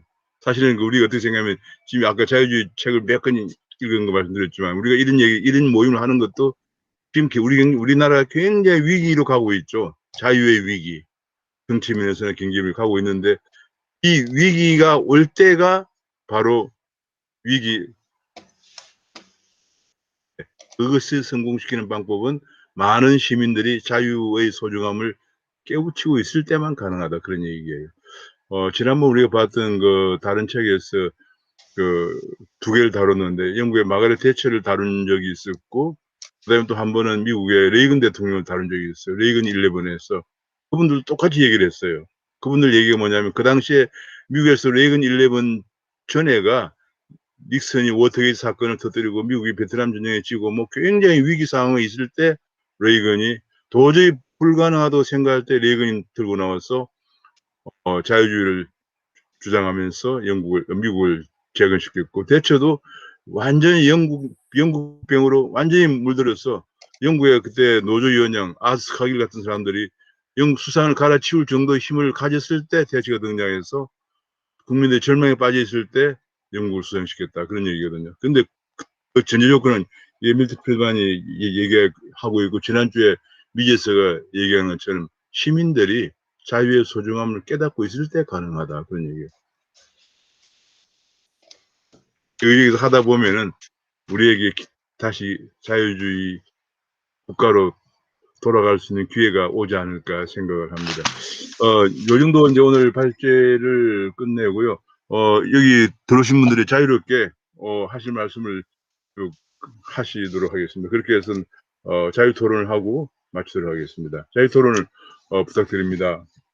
교수님께서 좀 하나 좀 알려주십시오. 이 법인세를 폐지하는 게 낫다. 그리고 소득세도 누진세보다는 단일세가 더 낫다라고 얘기를 하는데 잘 이해가 잘 안 됩니다. 지금 그동안에 받아온 교육 때문인지. 네, 왜냐하면 법인세는 어떻게 보면 이중과세예요. 지금 전 세계에서 OECD 국가 중에 법인세 절반이 법인세가 없습니다. 있는데 지금 여기 찾아보기 시간이 걸려 그러는데 어느 나라가 법인세가 없는 걸 알 수가 있는데 법인세가 그 절반이 법인세가 없는 그 이유가 뭐냐면은 모든 사람이 법인에서 배당을 받거나 이제 결국은 돈을 벌어서 내부 유보 안 하면 배당을 주죠. 배당을 받거나 내가 임금을 받거나 하면 소득으로 기결되거든요. 그래서 소득세만 내면 된다는 거예요. 이게 뭐 여기는 거기는 뭐 상속세도 없고 이 얘기를 안 합니다.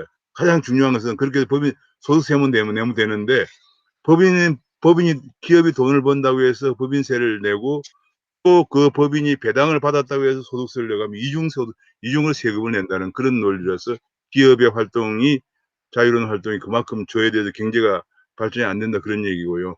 누진세를 안 하고 소득세를 누진세를 안 하고 이제 그 단일 과세로 한 23.5%를 얘기했더라고요. 그래 하면 된다고 하는 것은 누진세를 하면은 실제로 세금을 많이 내는 사람들은 일을 그만큼 열심히 안 하게 된다는 거죠.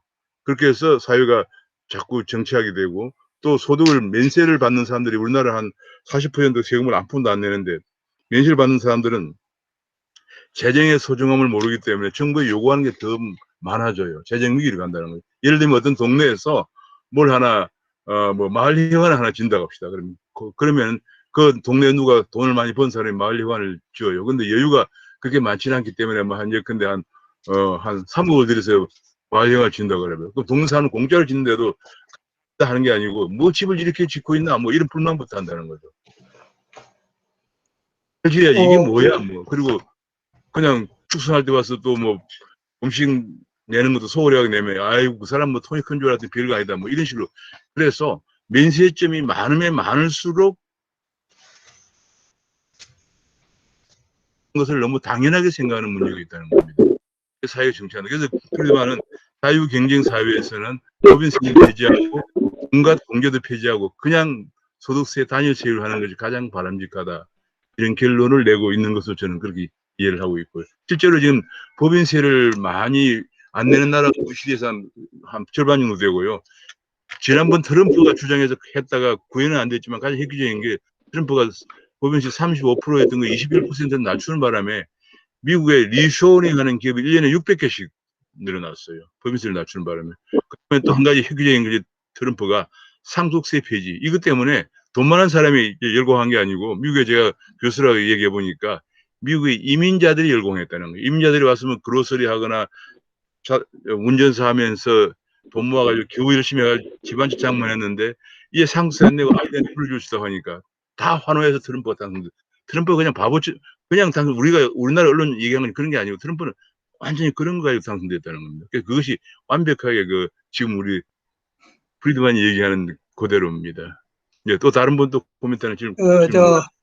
제가 예, 부회장님 그 문제에 대해서 대답을 좀 할까요? 네, 물론입니다. 누구든 자유롭게 말씀. 이 부회장님 말씀하신 것 중에서 이제 소득세를 뭐 23% 혹은 20% 정도를 하면은 좋으냐 하는 그것에 대해서 프리드만이 웬 칼럼에서 이런 식으로 설명을 한 적이 있어요. 뭐냐면은 이 미국의 이 소득세를 처음 다 세금 거둔 그거를 봤더니 미국의 GNP의 20%더라.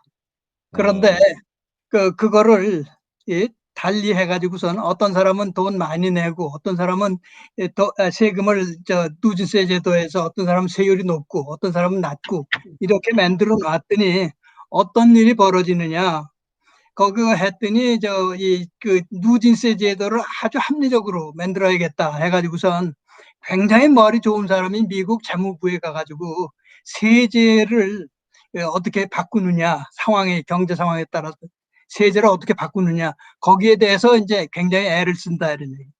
그다음에 또 다른 반대편에서는 그 당시에 그 미국에서 소득이 제일 많은 사람들이 기업가들을 빼놓고 나가겠죠.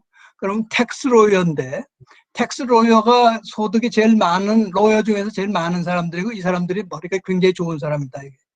그래가지고 미국 재무부에서 머리 좋은 사람들이 세법을 바꿔놓으면은 텍스로이어가 또 그 세법의 허점이 어디 있느냐.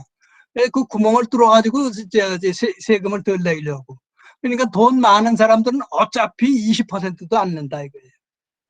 그래가지고선 이런 거를 20%로 하면 어떤 이득이 있겠느냐. 우선 그 머리 좋은 그 재무부에 가는 그런 사람들, 그다음에 머리 좋은 텍스로이어들, 이런 사람들이 일자리를 잃게 된다. 그럼 그 사람들이 결국은 머리 좋은 사람들이 뭐겠느냐? 그 사람들이 과학기술 연구하고 기술 발전을 시킨다 이런 얘기죠. 그러니까 그것이 미국에 대해서 덕이 되는 거지. 법률가들 많이 있어가지고선 별 소용이 없다. 뭐 이런 것이 얘기입니다. 그리고 요거 조금 한 가지만 더 부가를 한다고 하거든.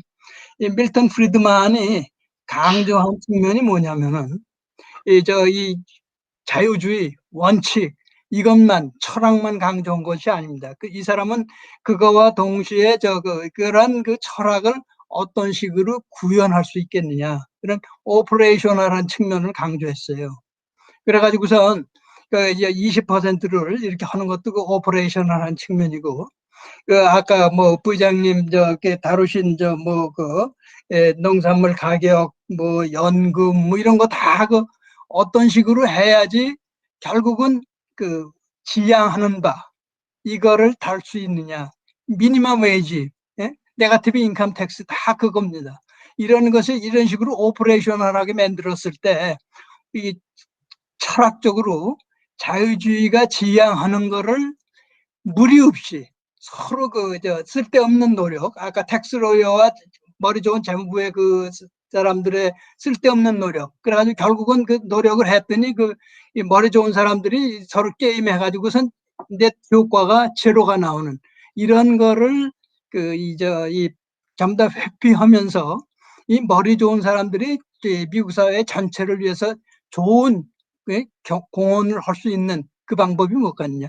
이런 거를 따져봐야 된다. 그래가지고 프리드만 전 이 점을 강조하고 이 얘기를 마치려고 그러는데 철학, 이념, 자유주의 그것만을 얘기하는 것이 아니라 그다음에 그런 자유주의적인 그런 거를 실제로 실현하기 위해선 어떤 꾀를 부려야겠느냐, 어떤 방법을 써야겠느냐 하는 이런 오퍼레이션한 측면, 실제적으로 그런 걸 해나가는 측면 이런 거를 굉장히 강조한 그렇기 때문에 그 이전에 어떤 그 원칙적인 자유주의자 이런 사람들하고 조금 다르다 하는 그런 생각을 합니다.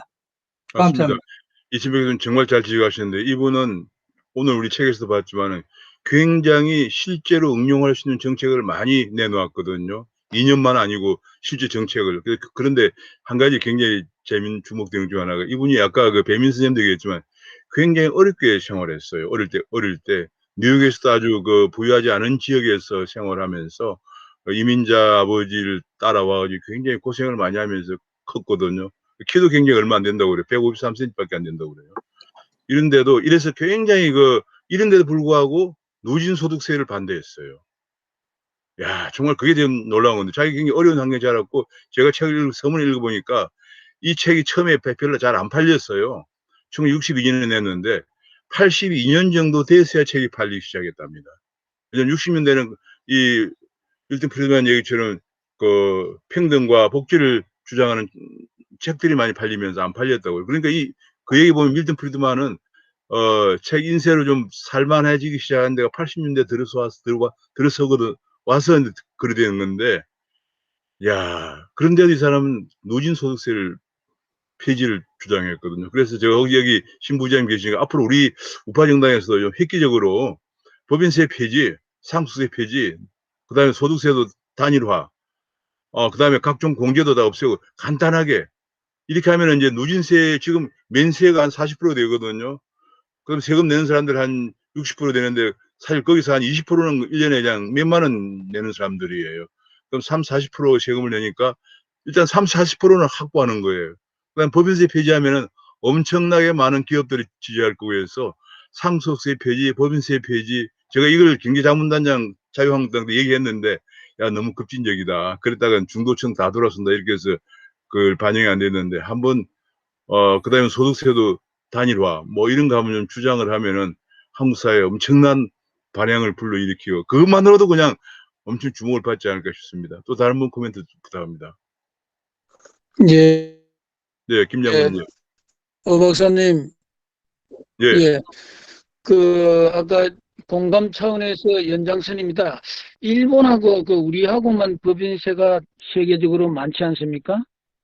그렇습니다. 그래서 이 법인세가 최초에 왜 이렇게 시작부터 많아졌는지 그 배경과 지금까지 아까 말씀하신 정책적으로 추진하는 과정에 있어 가능한 방안들이 어떤 것인가 하고요. 그 다음에 나머지는 전에 조국이가 청문회 할 적에 국회에서 이 사회주의적인 이런 부분 요소가 자유민주주의나 또 자본주의 적용할 분야가 있다라고 이 말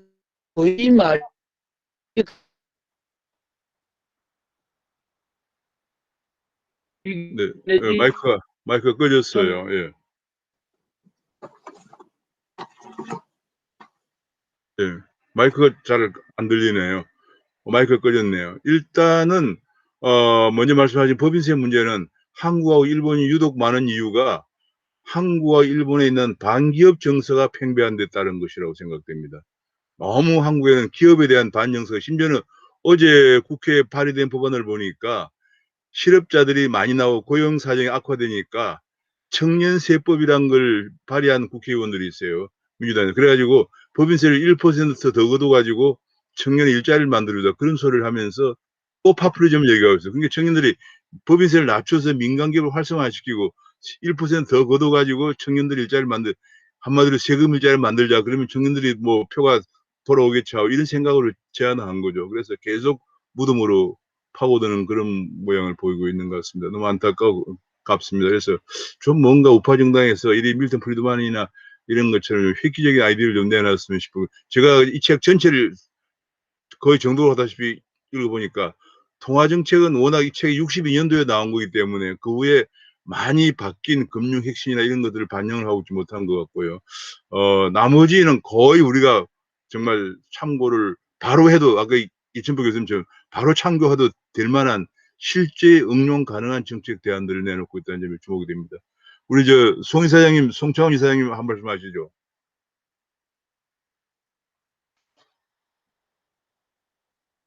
네. 아유, 저는 아직 공부가 덜 돼서 공부를 좀 더 해야겠습니다.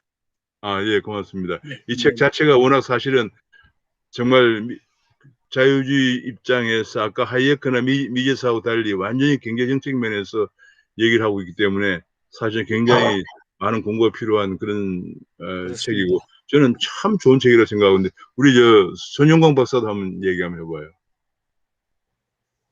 네. 그다음에 제가 김병훈 박사 한번 좀 이게 예. 일한다고 앞부분 책 내용은 잘 못 들었고 들으면서도 이해가 가다가 안 가다가 막 그렇더라고요. 근데 뒤에 이제 이렇게 질의응답 해주시는 게 너무 재밌고 그랬고 하나는 제가 두 가지 정도 또 여쭤보고 싶은데요. 첫 번째 하나는 아까 전에 법인세율이 우리나라랑 일본이 좀 높다고 하셨는데 예전에 막 한참 이제 민주당 진영에서 뭐 실질 뭐 법인세율 막 이렇게 하면서 네네. 우리나라도 뭐 사실 미국도 다르진 않죠. 미국도 뭐 트럼프가 실제로 세금 얼마 내냐 막 이것 때문에 논란이 있었던 것처럼 그렇긴 네. 하지만 실질 법인세율을 꽤 그게 정확하게 계산되는 값이 맞는지 그리고 우리나라는 그렇게 따졌을 때 한 어느 정도 세계적으로 봤을 때 어느 정도 수준에 속하는지 이게 첫 번째로 궁금하고요. 지금 최근 기준으로요. 두 번째로는 오늘 이 책에서는 제가 아까 들으면서는 못 들었는데 저번에 뭐 트루 리버럴리즘의 디드러 낸슨 맥클루스키 교수도 그렇고 그리고 미제스도 그렇고 이게 고용의 유연성이 청년 실업에 굉장히 영향을 많이 미친다고 얘기를 하더라고요. 공통적으로 이게 그러니까 자유주의자가 인식하고 있는 문제점인데 사실 청년 세대는 또 좌파 정권을 지지한다는 말이죠. 그러니까 이게 사실 굉장히 모순적인 건데 우리 부모님이 일자리를 끝까지 얻게 돼서 좋은 면도 있지만 하지만 내가 일자리를 당장 못 구하는 거죠. 그럼 또 사실 부모님도 결국 불안한 거고요. 자녀가 일자리를 잘 못 구하니까. 이제 이런 것들을 청년 세대한테 어필을 좀 뭔가 하는 시도가 있어야 될 것 같은데 전 정치권에서는 이런 얘기 하는 걸 한 번도 못 들어본 것 같거든요. 어떻게 생각하시는지 궁금합니다. 그래요. 이 재정의 법인세가 우리가 굉장히 일단 최고 세율 기준하면 35%거든요. 35%고 그다음에 이제 법인세 실효세율이라고 있어요. 실제 얼마나 내느냐. 최고 세율이 35%인데 그런 것은 통계가 나와 있는데 내가 지금 검색해 보다가 지금 그 검색을 못 했는데 금방 나옵니다. 다음 시간에 다음 주에 한번 제가 보여드릴게요. 우리나라 법인 실효세율이 얼마나 높은가. 그거 비교하는 가장 좋은 그 데이터가 OECD 홈페이지에 들어가면 나라별로 쫙 비교하는 게 있거든요. 제가 금방 찾을 수가 있는데 제가 다음 시간에 한번 그 표를 따로 한번 보여드릴게요. 네, 다음 주에 꼭 그- 부탁드리겠습니다. 예, 제가 그 굉장히 중요합니다. 지금 그래서 우리나라가 법인세가 진짜 높습니다. 높고 그래서 정말 이게 뭐냐면 밀턴 프리드만이 얘기하는 것처럼 정부는 작은 정부가 좋다. 작은 정부가 꼭 필요한 부분은 권한이 분산되는 게 좋다. 이 두 가지거든요. 그 작은 정부는 뭐냐? 하나 나타내는 방법으로 GDP에서 차지하는 재정 지출 혹은 조세 수입 이런 비용으로 따지거든요. 근데 우리나라는 법인세도 굉장히 세금도 많지만은 1년에 금년 같으면 568조 중에 예산 중에서 거의 절반 정도가 각종 기금에서 갖다 써요. 이거는 완전히 기금도 결국은 기업들이 내는 준조세에서 거두는 건데 우리나라는 기업에서 법인세도 제일 높게 거두지만은 준조세가 법인세의 거의 80%에 해당하는 준조세를 각종 기금으로 거둬내고 있어요. 그러면 이제 만약에 최고 세율을 내는 기업 같으면은 이미 35%의 세금을 내는 데다가 거의 또 한 추가로 한 30% 정도의 각종 준조세를 내고 있어요. 예, 그런 건 국민이 잘 모르는데 지난번에 부장님하고 저하고 한번 그 문제를 한번 다룬 적이 있죠. 근데 그때 부장님하고 다룰 때만 하더라도 법인세 한 30%밖에 안 됐는데 더 증가해가지고 최근에 보니까 거의 80%까지 올라가 버렸어요. 우리나라 기업들은 좀 큰 기업들은 이익을 내가지고 거의 한 60% 정도로 그냥 세금과 준조세로 내고 있더라고요. 그 준조세 낸 거 금년 같은 568조 중에서 한 250조 정도가 세금 세입이고 나머지는 기금 운용이에요. 기금을 그냥 마음대로 갖다 쓰는 거예요. 그런 문제가 있다는 거예요. 정말 우리나라는 그래서 제가 조사를 해보니까 작년에 이제 코로나 때문에 특수하네요. 2019년에 우리나라에서 해외로 나간 기업이 몇 개나 내가 찾아봤는데 해외로 나간 기업이 3,800개가 해외로 나왔어요. 그리고 얼마나 해외 투자했느냐? 거의 70조 원을 투자했어요. 70조 얼마나 큰 돈인가 하면 우리나라 1년에 총 설비 투자가 150조 정도거든요. 우리나라 설비 투자 절반이 해외에 나갔고 1년에 3,800개가 나갔다면 기업이 나면 이게 말이 안 돼. 우리나라 완전히 기업 환경이 그냥 최악의 상태다 이렇게 보면 되겠습니다. 혹시 OECD 저는 이제 이 아까 책을 보고 법인세 폐지라는 그런 거 화두를 좀 이제 알게 됐고 또 소득세도 단일화시킨다는 거 있는데 우선 제가 지금 소득세에 대해서 가지고 있는 생각은 누진율이 굉장히 급하다. 그래서 제가 네, 있을 때 그렇습니다. 생각했던 게 누진율을 완화시킬 필요가 있다 이 생각하고 두 번째는 면세점을 대폭 낮춰야 된다. 그래서 많은 사람이 단돈 1,000원이라도 행정비용이 더 들더라도 자기가 세금 내는 국민으로서의 자긍심을 줘야 될 필요가 있다. 그다음에 세 번째로는 각종 공제 제도가 굉장히 복잡합니다. 근데 이 공제 제도도 좀 대폭 정비해서 좀 단순화시키면 좋겠다라는 그런 것들을 제가 이제 국회에 있으면서 그런 생각들을 좀 많이 했었습니다. 근데 뭐 그런 것들을 실천은 못했습니다. 예, 맞습니다. 그게 굉장히 중요한, 저도 뭐 경제자문단 운영하면서 그 얘기를 건의했는데 안 받아들이더라고요. 근데 사실은 누진세가 거의 40%인데, 그리고 고의 한 20%는 1년에 몇만 원 내는 정도거든요. 그러다 보니 아까 제가 예를 든 것처럼 만약에 동네에서 마을 회관을 짓는다 그러면 동네마다 형편 따라서 그냥 한 뭐 5만 원씩만 내라. 그리고 나머지 한 70%는 독지가 돈 많은 사람이 낸다. 이러면은 동네 사람들 와서 우선 자긍심을 느끼고 그 돈 아까운 줄 알고 이 정도 정말 잘 지었다 이렇게 되죠. 근데 전부 그냥 공짜로 하면은 그런 생각을 전혀 하지 않습니다. 그래서 제가 보기에는 신부장 말처럼 우리나라에서 사실은 우리나라가 또 면세 비율이 가장 높은 나라 중에 하나입니다. 미국에 갔을 때 이거는 개인적으로는 경험담인데 미국에 음식을 먹으러 가서 팁을 보통 한 20% 내야 되거든요. 근데 팁을 우리 돈 많다 그랬더니 우리 아이들 얘기가 그 호스티스 신부는 웨이트리스는 소득을 그날 그 음식점 매출액의 20%인가 뭐 25%인가를 소득으로 계산한대요. 그래서 소득세를 부과한답니다. 근데 우리나라 웨이트리스는 거의 100% 세금을 안 낼 겁니다. 아마. 그러니까 우리나라 면세점이 얼마나 높은지를 알 수가 있겠죠. 예, 우리 최 교수님 들으셨구나. 죄송해요. 한 말씀 드릴까요? 아까 좀 이천표 교수님 뭐 말씀하시려고 그런 건데 먼저 하시죠. 예, 이 교수님 네. 예. 네, 이 얘기 좀, 아까 그 질문에 대해서, 네네. 이제 대답 비슷하게 얘기할 건데요. 이런 모든 세금, 어느 세금이 세율이 높으냐, 어떤 세금이 있어야 되느냐, 이런 거는 궁극적으로 뭐하고 관련되느냐 하면은 스몰 가버먼트하고 관련이 됩니다. 맞습니다. 정부가 규모가 작아야지, 작으면 세금을 더 줄일 수가 있고, 그래가지고선 이 민간 부분이 활성화돼 가지고 열심히 일해 가지고 돈을 벌고 그래가지고 거기 경제가 발전하고 국가가 발전하는 겁니다. 그래가지고 그런 건데 아까 이 소득세율 20% 균일세 뭐 이런 거 얘기했고 그다음에 우리나라에서 아주 곤란한 세금 제도가 뭐냐면 상속세입니다.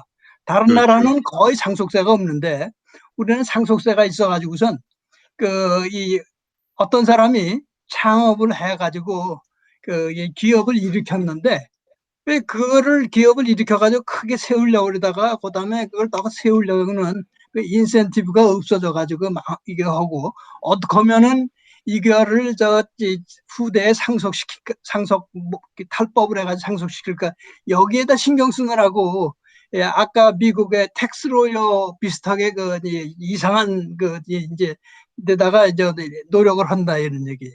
그래가지고 이런 것에 대한 근본적인 해결책이 무엇이냐? 저희 1960년대 초에 저희 학교에 이 재정학을 하시는 아주 선생님이 계셨는데 그 선생님이 어떤 말씀을 하셨냐면은 나한테 그 당시 이제 박정희 대통령 국가 이제 혁명하고 나서 초창기예요. 그래가지고 그런데 그때 그 선생님이 말씀하시긴 뭐냐면 나한테 힘을 준다며 할 것 같으면 나는 공무원 수를 반으로 줄이겠다. 그리고 그 공무원 수를 해가지고 공무원들 봉급이 그때 굉장히 낮았어요. 그 반으로 줄인 그 공무원을 갖고 남는 돈을 남은 공무원들한테 주어가지고선 그 공무원의 봉급을 2배로 만들어 주겠다. 그러면은 득이 뭐냐?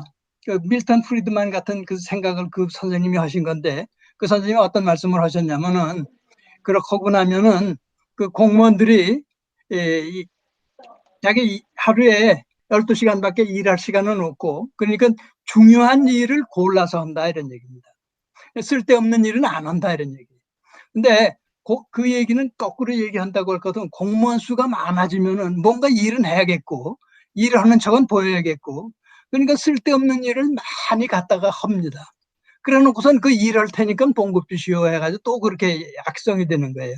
그러니까 작은 정부, 이 시장에 맡기는 정부, 시장에서 민간 부부들이 서로 경쟁하게 해가지고선 이게 나타나는 그 경제 현상, 이 방향으로 가야 된다 하는 이런 것이 아마 밀턴 프리드만을 비롯해가지고 그 이전에 자유주의 경제학자들의 에서 이제 이게 얻을 수 있는 메시지라고 할 것 같으면 그다음에 그런 거를 그 메시지를 실현할 수 있는 방법은 우리 여러 가지가 있을 겁니다. 그러니까 그런 거를 생각을 해내야 되고 우리나라 기업이 그런 것들도 많이 생각을 해내야 되는데 사실은 우리나라 기업들이 그런 거를 생각을 하지 못했어요. 그래가지고선 그런 황금주 같은 그런 것도 없었고, 그러니까 지난번에 쿠팡이 뭐 미국에 가서 상장했다 그래가지고 깜짝 놀라고 뭐 이런 일이 있지 않습니까? 그러니까 우리가 이 오퍼레이셔널한 그런 차원에서 이런 그 가능한 방법을 지금부터라도 생각해 내는데 애를 좀 써야겠다, 이런 얘기를 이제 제안하고 싶습니다. 감사합니다. 예, 맞습니다. 우리 최 교수님, 그 다음에 김은식 교수님 계세요? 재정학 교수님 하시는 김은식 교수님 계신데. 제가 먼저 말씀 좀 드릴게요. 그 오늘 뭐 공부 많이 했습니다. 아주 그 역시 항상 들어올 때마다 제가 많이 배우는데요. 제가 이제 그 프리드만 오늘 하는 걸 이제 제가 들었는데, 결국 우리가 이제 사회주의하고 자본주의란 게 있는데, 어떻게 보면 이제 사회주의가, 순수한 사회주의는 자체 모순으로 또 붕괴되죠. 그런데 이제 붕괴되기 전에 이제 어떻게 시장을 또 도입해 갖고 그 이제 생명을 유지한단 말이에요. 중국이나 북한처럼. 근데 이제 순수한 자본주의가 과연 서스테이너블 할 수 있을까 하는 것도 우리가 좀 생각해 봐야 된다는 얘기죠. 그 자본주의에서도 어떻게 보면 이제 사회주의적인 요소가 도입되지 않을 수 없다. 그래야지만 자본주의가 살아남을 수 있다 하는 것도 우리가 알아야 될 것 같고요. 그래서 제가 이제 어떻게 보면 프리드만의 혹시 그 복지 제도라든가 그런 부분에 대해서 언급하신 부분이 있는지, 그런 걸 제가 좀 궁금해서 또 한번 물어봤습니다. 예, 네, 아까 그 프리드만은 그 소득 분배 쪽에서 음의 소득세를 얘기했어요. 그 우리가 지금 이제 사실 그걸 하고 있는 거죠. 왜냐하면 우리나라 최저생계비라고 그래가지고 최저생계비 안 되는 가구에 대해서는 돈을 지원해주고 있잖아요. 우리는 지금 최저생계비가 안 되는 가구에 대해서 무조건 그냥 주고 있어요. 예를 들면 4인 가족 그러면 아마 한 달에 한 300만 원 더 나갈 걸요. 지원해주고 있습니다. 사실은 그거 하는 한 이후로 거리에서 뭐 간단한 거 뭐 구두 수선이다 뭐 빵가게다 뭐 다 없어졌어요. 사실은 할 필요가 없는 거죠. 근데 문제는 프리드만 얘기는 그 소득을 다 계산해 가지고 정부가 지원해야 할 최저생계비보다도 안 되는 부분은 의무 소득으로 지원해고 그 이상은 소득세를 부과해야 한다. 그런 얘기를 하면서 또 프리드만 얘기는 소득 분배 구조도 단순화해야 한다. 그런 얘기를 했습니다. 우리 김원식 교수님 재정학 전공이시니까 뭐 법인세 폐지, 그다음에 누진세, 소득세, 누진세 폐지, 또 의무소득세 이런 거 대해서 말씀하실 게 있을 것 같아요. 예, 방금 말씀하신 내용 중에요.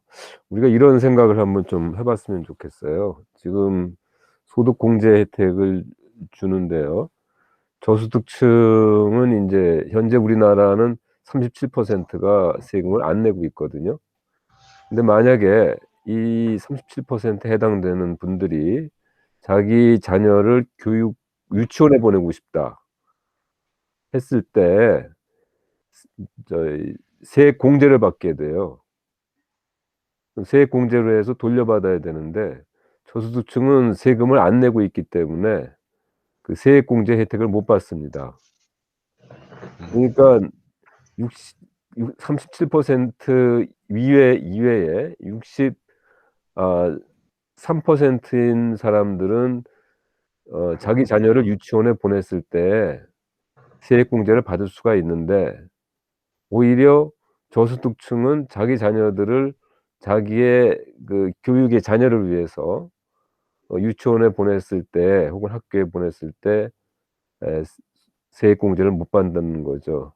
그러면 결과적으로 저소득층들은 자녀들을 교육시키는 데 있어서 어떠한 혜택 못 받는다는 문제가 생깁니다. 지금 거의 모든 그 제도, 그러니까 상당히 많은 제도들이 있는데 실질적으로 세액 공제는 저소득층을 위한 제도가 아니라 중산층 이상인 사람들을 위한 제도다, 이렇게 말씀드릴 수가 있고요.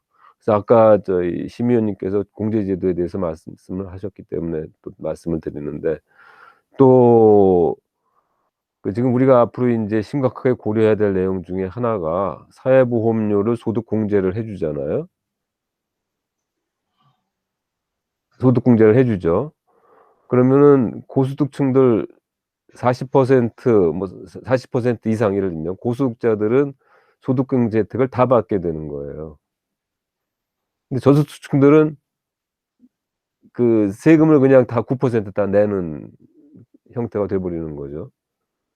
그러니까 실질적으로 고소득층들은 많은 그 세금을 많이 내는 것 같지만은 또 거꾸로 역산을 해 보면은 오히려 고소득층의 세금 부담을 사회보험제도가 줄여주는 그러한 제도들이 있고요. 그래서 우리 경제학자들이 이 소득 분배 상태에 대해서 좀 치밀하게 연구를 해야 되는데 사실상 거시적 관점에서만 연구를 하다 보니까 저소득층에게 혜택이 가는 제도들이 그러니까 오히려 고소득층에게 혜택 가는 제도들이 많고 저소득층에게는 더 불이익이 가는 제도들이 더 많이 생기고 있다는 점을 좀 말씀을 드리고 싶고요.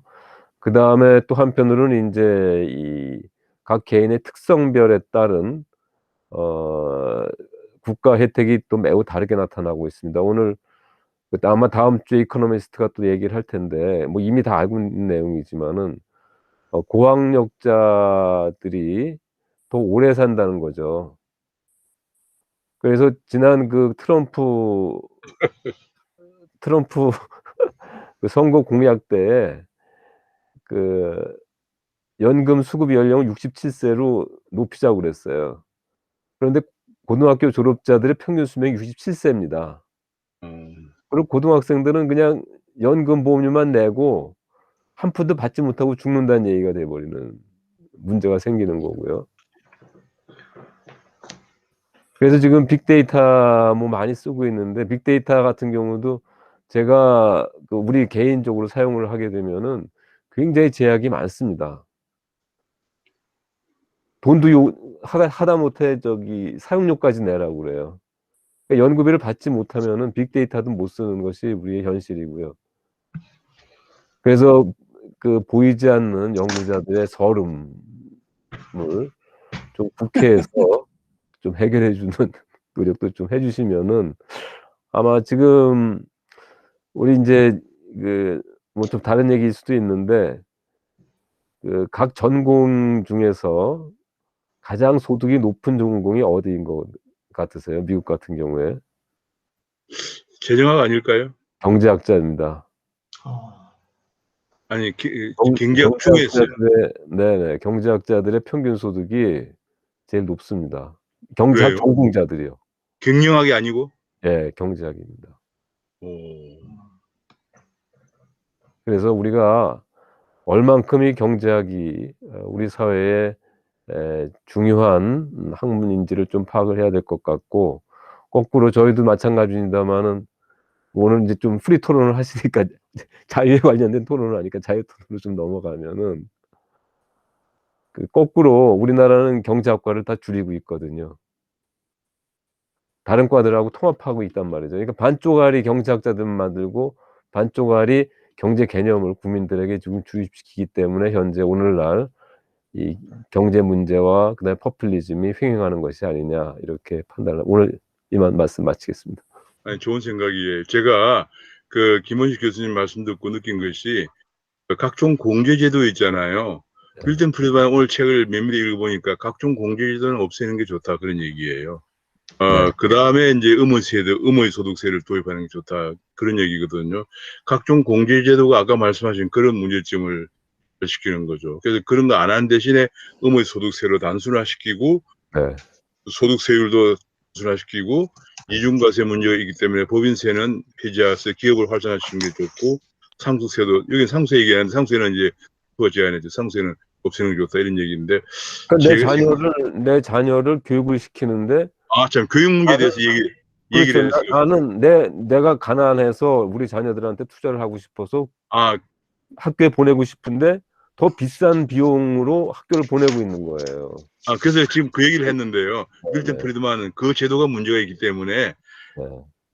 일정 소득 이하의 계층에 대해서는 교육 바우처를 주는 게 좋다고 그랬어요. 네, 교육 네. 바우처를 줘가지고 그 부모가 그러니까 공제 여부 상관없이 저소득층에 대해서는 바우처를 줘가지고 부모가 학교를 선택하게 하면 학교도 경쟁력이 있고 지금 그런 문제가 안 생길 좋다 이래서 프리드만 제가 책을 면밀히 읽어보니까 정말로 스파트는 워낙 62년 이후에 통화 이론이 많이 발전해 왔기 때문에 뭐 컨트롤버시한 문제가 있고 또 그 외 실정 분석이 많이 또 보면서 문제가 있지만 다른 파트는 너무 응용 가능한 거라서 제가 이런 생각이 들어서 지금 김원식 교수님 하실 말씀을 들으면서 제가 국회에 뭐 아는 국회의원 좀 부탁해가지고 큰 돈은 아니면 조금 얻어서 법인세 문제, 그다음에 소득세 문제, 상속세 문제 이런 거를 밀턴 프리드만 식으로 계획하면은 마이크로에 들어가서 이게 어떻게 될 것인가, 우리 재정 수요를 충당할 수 있나 하는 그런 걸 한번 좀 연구하는 게 필요하겠어서 한번 연구 프로젝트를 한번. 그렇습니다. 그래서 거기에 교수님, 오 교수님. 네가티브 인컴 텍스 네. 그거가 도입되면서 미니멈 웨이지는 없어져야 돼요. 그러니까 이거 프리드만 얘기가 이렇게 예, 되면은 굉장히 많은 것들이 필요 없어진다는 거예요. 오 교수님, 단순화되면서 자유경쟁 사회가 된다 이런 얘기이기 때문에 한번 제가 연구 계획서를 하나 만들어가지고 한번 좀 재정 지원이 되는지 한번 알아볼게요. 그 연구계획서 관련해서요. 오 교수님, 네네. 오 교수님, 네네. 조영기입니다. 예. 제가- 조 박사님. 오늘 이 프리드만의 그 자본주의와 자유와 관련돼서 제가 이제 그 두 가지를 조금 말씀을 드리려고 그러는데요. 한국에서 지금 현실적으로 당장 적용돼야 될 문제가 경제적 자유와 관련돼서는 가장 중요한 것이 뭐냐면 선택의 자유인데, 무상급식의 경우에는 우리 우파들이 지금 학생들이 학교에 가면 한 가지 선택해야 될 음식이 하나밖에 없어요. 푸드코트를 여러 개 만드는 것이 그러니까 그게 굉장히 프리드만하고 반대되는 거죠. 예? 그게 프리드만 주장과는 정반대예요. 아니, 하나 지금 현재의 상태에서 무상급식은 지금 이제 시행이 되고 있는 상태이니까 학생들이 하나의 음식만 선택할 수밖에 없잖아요. 그렇죠. 학생들이 하나의 음식을 선택하는 게 이게 잘못이지. 지금 우리 잘못된 거예요. 제도가. 그래서 프리드만이 그러니까 반대하고 있는 예. 거예요. 이거를 그러니까 푸드코트를 한 서너 개를 만들어서 여러 가지 종류를 만들어서 학생들이 선택할 수 있는 이런 거를 만드는 거가 현실적으로 굉장히 중요한 제도인 것 같고요. 또 한 가지는 여기서 지금 이제 프리드만의 이 경제적 자유와 관련된 얘기를 지금 우리가 쭉 하고 있는데, 조금 전에 최장 교수님도 그 이야기를 해줬지만 이 경제적 자유가 보장이 되려고 그러면 정치적 또는 정부가 이 경제적 자유를 어떻게 보장해 줄 것인가와 관련된 문제가 지금 굉장히 심각하거든요. 정치가 경제에 굉장히 많이 개입하면 경제적 자유는 훼손될 수밖에 없는 구조이잖아요. 그게 이제 뭐 이거가 지금 나타난 거가 뭐 작은 정부로도 나타나고 우리 이제 표현을 그렇게 하고 있는데, 그래서 이런 현상들이 나왔던 것들 중에서 정치가 경제에 개입하면서 경제가 정치화되는 현상들이 나타나는데, 그 정치화되는 현상이 바로 프리드만이 굉장히 걱정했던 포퓰리즘 같은 거, 이런 것도 같은 맥락이다. 이렇게 이제 또 우리가 좀 봐야 될 것 같아요. 그래서 경제가 정치화되는 이 현상을 어떻게 막아낼 것인가에 대한 제도적 장치가 지금 마련이 돼야 될 것 같고요. 프리드만이 또 이 경제적 자유를 가져가기 위해서 강조했던 것 중에 하나가 교육 부분에서 보면 개인의 이 능력을 신장해 주는 것이다. 능력을 어떻게 신장해 줄 것인가가 사실은 지금 이제 한국에서 뭐 양극화나 뭐 이런 거가 나오면서 늘 문제가 됐던 것 중에 기회의 이 선택의 폭을 넓혀주는 거거든요. 개인의 능력을 신장해 주는 것. 그래서 이런 문제를 우리가 조금 늘 경제적 자유만 가지고 이야기를 하는 것보다는 다른 부분을 경제적 자유 부분하고 같이 연결시켜서 조금 이야기를 해야 되는 거 아닌가, 이런 생각이 조금 들어서 말씀을 드렸습니다. 네, 좋은 생각입니다. 예, 아까 부의장님 말씀하신. 예, 현재 국회의원들이 정책 연구를 1년에 한 2건 정도는 발주를 할 수가 있습니다. 네. 그게 자기 개인 돈이 아니라 국회에서 정책 연구에 쓰라고 돈이 나오는 게 할당된 것, 책정된 것들이 있거든요. 그래서 네. 그런 부분들을 활용을 해서 어떻게 교수님들이 잘 활용을 좀 많이 좀 해주셨으면 좋겠습니다. 오늘 했던 이 주제와 관련해서도 아까 오 박사님께서 말씀하셨는지, 오 교수님께서 말씀하셨듯이 뭐 세제 개편 문제 어떻게 할 거냐, 또는 뭐 작은 정부 관련해서 민영화시키는데 어떤 부분들을 민영화시키고 불필요한 각 부처의 뭐 직속 연구 기구들, 연구원이랄지 쓸데없는 것들 많이 있거든요. 그래서 이런 부분들을 어떻게 축소해서 민영화시킬 것이냐. 그다음에 바우처가 아니라 지금 아마 어린이집 같은 경우는 곧바로 어린이집으로 곧바로 들어가는 것으로 알고 있습니다. 그거보다도 그게 문제라는 게 프리드만 지적이죠. 예, 소비자가 돈을 들고 찾아가는 이런 쪽으로 지금 만들어줘야 되는데, 같은 걸 하더라도. 그래서 네. 이런 부분들, 그래서 집권을 했을 때는 무엇을 어떻게 할 것인지 사람들에게 비전도 내보내고 준비되어 있는 상태여야만이 집권을 했을 때 다다닥 실행에 들어갈 수가 있거든요. 그래서 그런 대목들을 국회의원들 정책연구라는 공간을 빌어가지고 실용적인 것들에도 조금 좀 관심을 가져주셨으면 하는 그런 바람입니다. 네, 좋은 말씀입니다. 제가 가능하면 뭐 네트워크를 동원해서 한번 여러 교수님들이 관심이 있으시면은 그런 연구를 하실 수 있도록 제가 한번 추천을 해보겠습니다. 그리고 우리 조영기 박사님 들어오시니까 제가 오늘 조 박사님 책이 하나 도착했어요. 책이 도착했습니다. 한번 보이나요? 누구를 무엇을 위한 경제민주화인가 하는 아주 간단한 아주 하는 책이 하나 도착했는데요. 나중에 한번 같이 한번 읽어볼 기회를 갖도록 하겠습니다. 조 박사님 축하드립니다. 아이, 고맙습니다. 보입니까? 그- 책이? 네, 보였어요. 제가 한 말씀만 좀 추가를 드리겠습니다. 네네. 바우처 얘기인데 생각보다 굉장히 의미가 깊은 건데요. 저는 네. 예를 들어서 빵 공장, 정부가 가난한 사람을 위해서 빵 공장을 만들 필요는 없지요. 공장이 자유롭게 시장 경쟁하고 빵 쿠폰을 주면 되는 겁니다. 마찬가지로 네. 집도 말입니다. 우리가 네. 가난한 사람들을 위해서 정부가 건설 공장 토지 해갖고 나눠주겠다는 거 그거 다 비효율적으로 하고 오히려 그래. 정말로 가난한 사람한테는 쿠폰을 주면 돼요. 월세 쿠폰, 전세 쿠폰을 주면서 이 정부의 공공건설은 다 없애버려야 됩니다. 마찬가지로 사회복지도 마찬가지예요. 사회복지도 아까 어린이집도 말씀하셨 어린이집 이상으로요. 기관에다가 돈을 주면요. 나중에 공무원들이 취직하려고 사장 자리 취직하려고 공기업을 만드는 거고 공공기관을 만드는 거거든요. 근데 사실은 그걸 쿠폰으로 대체하면요. 소비자가 시장을 혹독하게 경쟁시키는 겁니다.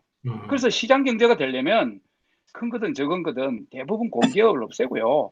정말로 공공성을 얘기하면 쿠폰을 주면 돼요. 쿠폰을. 근데 그걸 가난한 사람을 위한답시고 해놓고 공기업부터 만들고 그걸 또 전부 그냥 엉망으로 만들거든요. 그래서 우리가 옛날부터 민영화 얘기하는 게 다 그런 의미고 그걸 안 했더니 지금 결국은 다 이렇게 LH같이 저런 식으로 다 LH뿐만 아닙니다. 온 동네가 공기업 하는 데는 다 그렇습니다. 그래서 민간이 할 수 있는 거는 다 민간으로 돌리는 것이 원칙이에요. 그래서 차제에 정말 LH도 빨리 민영화 해버리고요. 산업은행도 이 정책금융도 점차 없애고 다 그렇게 나가야 되는 겁니다. 그게 결국은 우리가 경제학자들이 아무리 얘기해봐야 정치하는 사람들이 엉뚱한 방향으로 가니까 이건 경제학자들은 완전히 뒷전으로 지금 아무리 우리만 해도 안 됐잖아요.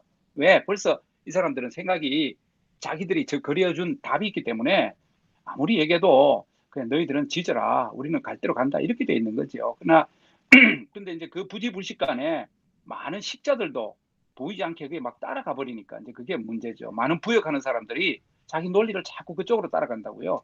이제 그런 점이 참 안타깝죠. 네. 그럼 우리 시간 저소득층- 마지막으로 한 분만 말씀 듣고 끝내겠습니다. 방금 최 교수님께서 말씀했듯이 저소득층을 위한다는 이 영구임대주택도 바로 그런 식으로 접근을 할 수가 있겠네요. 네, 그렇습니다. 영국에서 옛날에 대처가 집권하기 이전에 임대주택이 많이 있었거든요. 근데 대처가 집권하면 제일 먼저 한 것이 노동계획이고 두 번째로 한 것이 아마 이 공공임대주택을 전부 다 분양한 것이에요. 왜냐하면 공공임대주택이 굉장히 슬럼화되고요. 자꾸 하다 보니까 완전히 우범지대가 됐거든요. 그래서 그거를 갖다가 이래서는 안 되겠다 해서 그걸 분양을 했더니 그 동네가 활기가 띄어지고 집들이 다 좋아지고 난리가 났거든. 그것 때문에 북유럽에서 있던 공공임대가 다 없어졌어요. 없어지고 지금 베를린이 어떤 문제냐면 동독하고 통합하면서 공산주의 국가에서 하던 그 동베를린 쪽의 임대주택이 지금도 남아 있거든요. 그래서 지금 베를린 난리인데 사실은 우리나라 이번에 그 공영 임대 뭐 어디 문 대통령하고 지난번에 김현미하고 어디 아파트 둘러보고 열대평 아파트 이 살만하다 뭐 한 그게 뭐냐면 바로 동베를린에 있는 임대주택이에요. 공산주의까지 임대주택인데 그걸 보고를 독일도 아직 임대주택이 있다 뭐 그걸 이제 예를 들었는데 그 독일 임대주택 전부 다 동유럽에 에서 있던 임대주택이에요. 그래서 동독을 제외한 거의 대부분의 이제 서유럽은 임대주택이 없어지고 전부 다 민영화되었고 그렇습니다. 그래서 그런 부분들이 지금 아까 바우처 얘기도 좋은 얘기고요.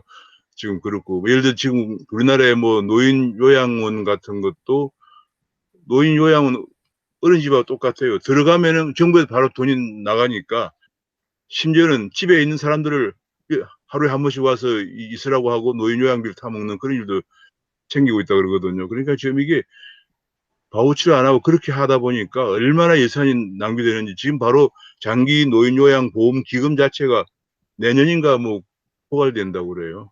그렇게 빼먹어 버리니까. 그래서 그런 것들을 오늘 제가 밀턴 프리드만 책을 보니까 정말로 밀턴 프리드만이 실용적인 아이디어를 너무 많이 내놓고 있는데 우리가 안 하고 있다 뿐이라서 한번 밀턴 프리드만 아이디어를 중심으로 해서 한 몇 가지 그 연구 작업을 좀 해야겠다 생각을 합니다. 그러면 이제 다음 주에 한번 뵙도록. 다음 주에도 책이 굉장히 재밌는 책인데 아마 그 다음 주에 아마 베리 골드워터의 보수주의자의 정신인가 뭐 그거거든요. 굉장히 좋은 책인데 베리 골드워터가 미국 대통령 후보까지 출마했다가 낙선했지만은 그 책을 내면서 굉장히 유명해진 사람인데 예 맞습니다. 보수주의의 정신이죠. 보수제재 양심. 예, 보수의 양심 굉장히 좋은데요. 그걸 가지고 다음 주에 할 거거든요. 그래서 사실은 책이 있네. 보수주의 양심인데 이 책이 19이라고 하는 조그만 출판사인데 우리 함초롬 씨가 대표로 있는 출판사인데 책이 아주 유명하게 잘 되어 있고 이걸 할 거고 이제 아마 이렇게 해서 오늘까지 해가지고 아까 말씀드린 것처럼 자유주의에 관해서 우리가 많이 독파를 한 것 같습니다. 오늘 감사드리고요. 다음 주에 뵙겠습니다. 감사합니다. 수고하셨습니다. 네. 수고하셨습니다. 네, 감사합니다. 혹시 책은 지금 4월까지 나온 건가요? 무슨 책이요?